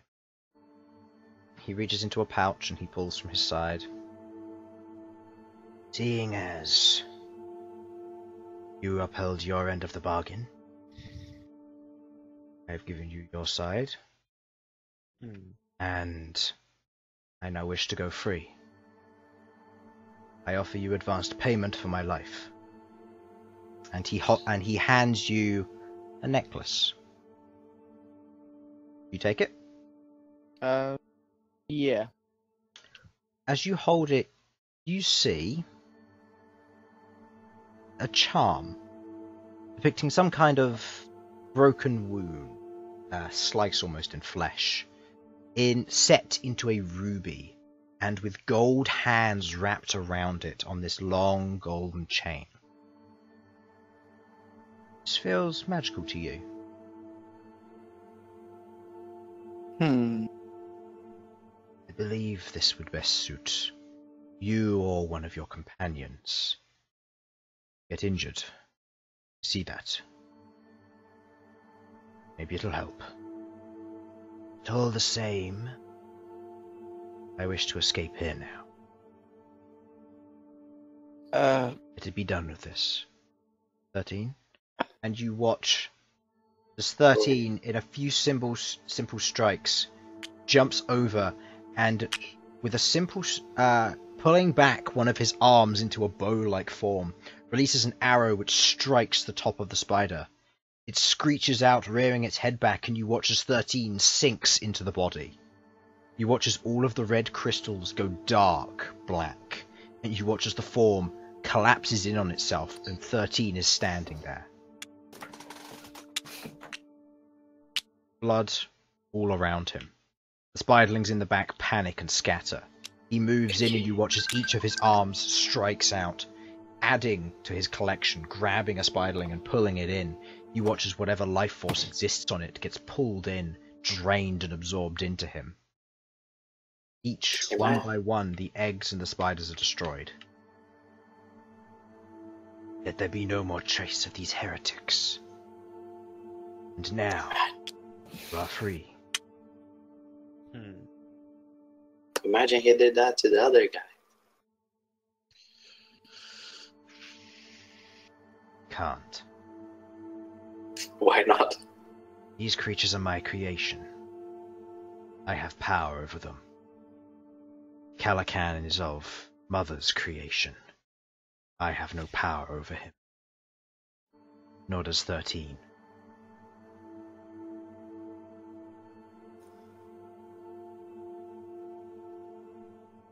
You will understand when you have children. If you have children. What are you going to say? Don't ever become a father. Okay. Okay. Alright, do any of you want to do anything? Are you gonna take Schwinder with you? Take what? Schwinder. Oh! The word. Schwinder. Grub. Yes. Okay, good. Schwinder will find her own way out. She already knows it. She will leave. What exactly happened? I missed it because I got a call. The giant spider queen and all of her babies were eaten by 13. Okay. And he is now saying that it is now your turn to hold up your end of the bargain and let him go free and alive. I think that is where we will end the session.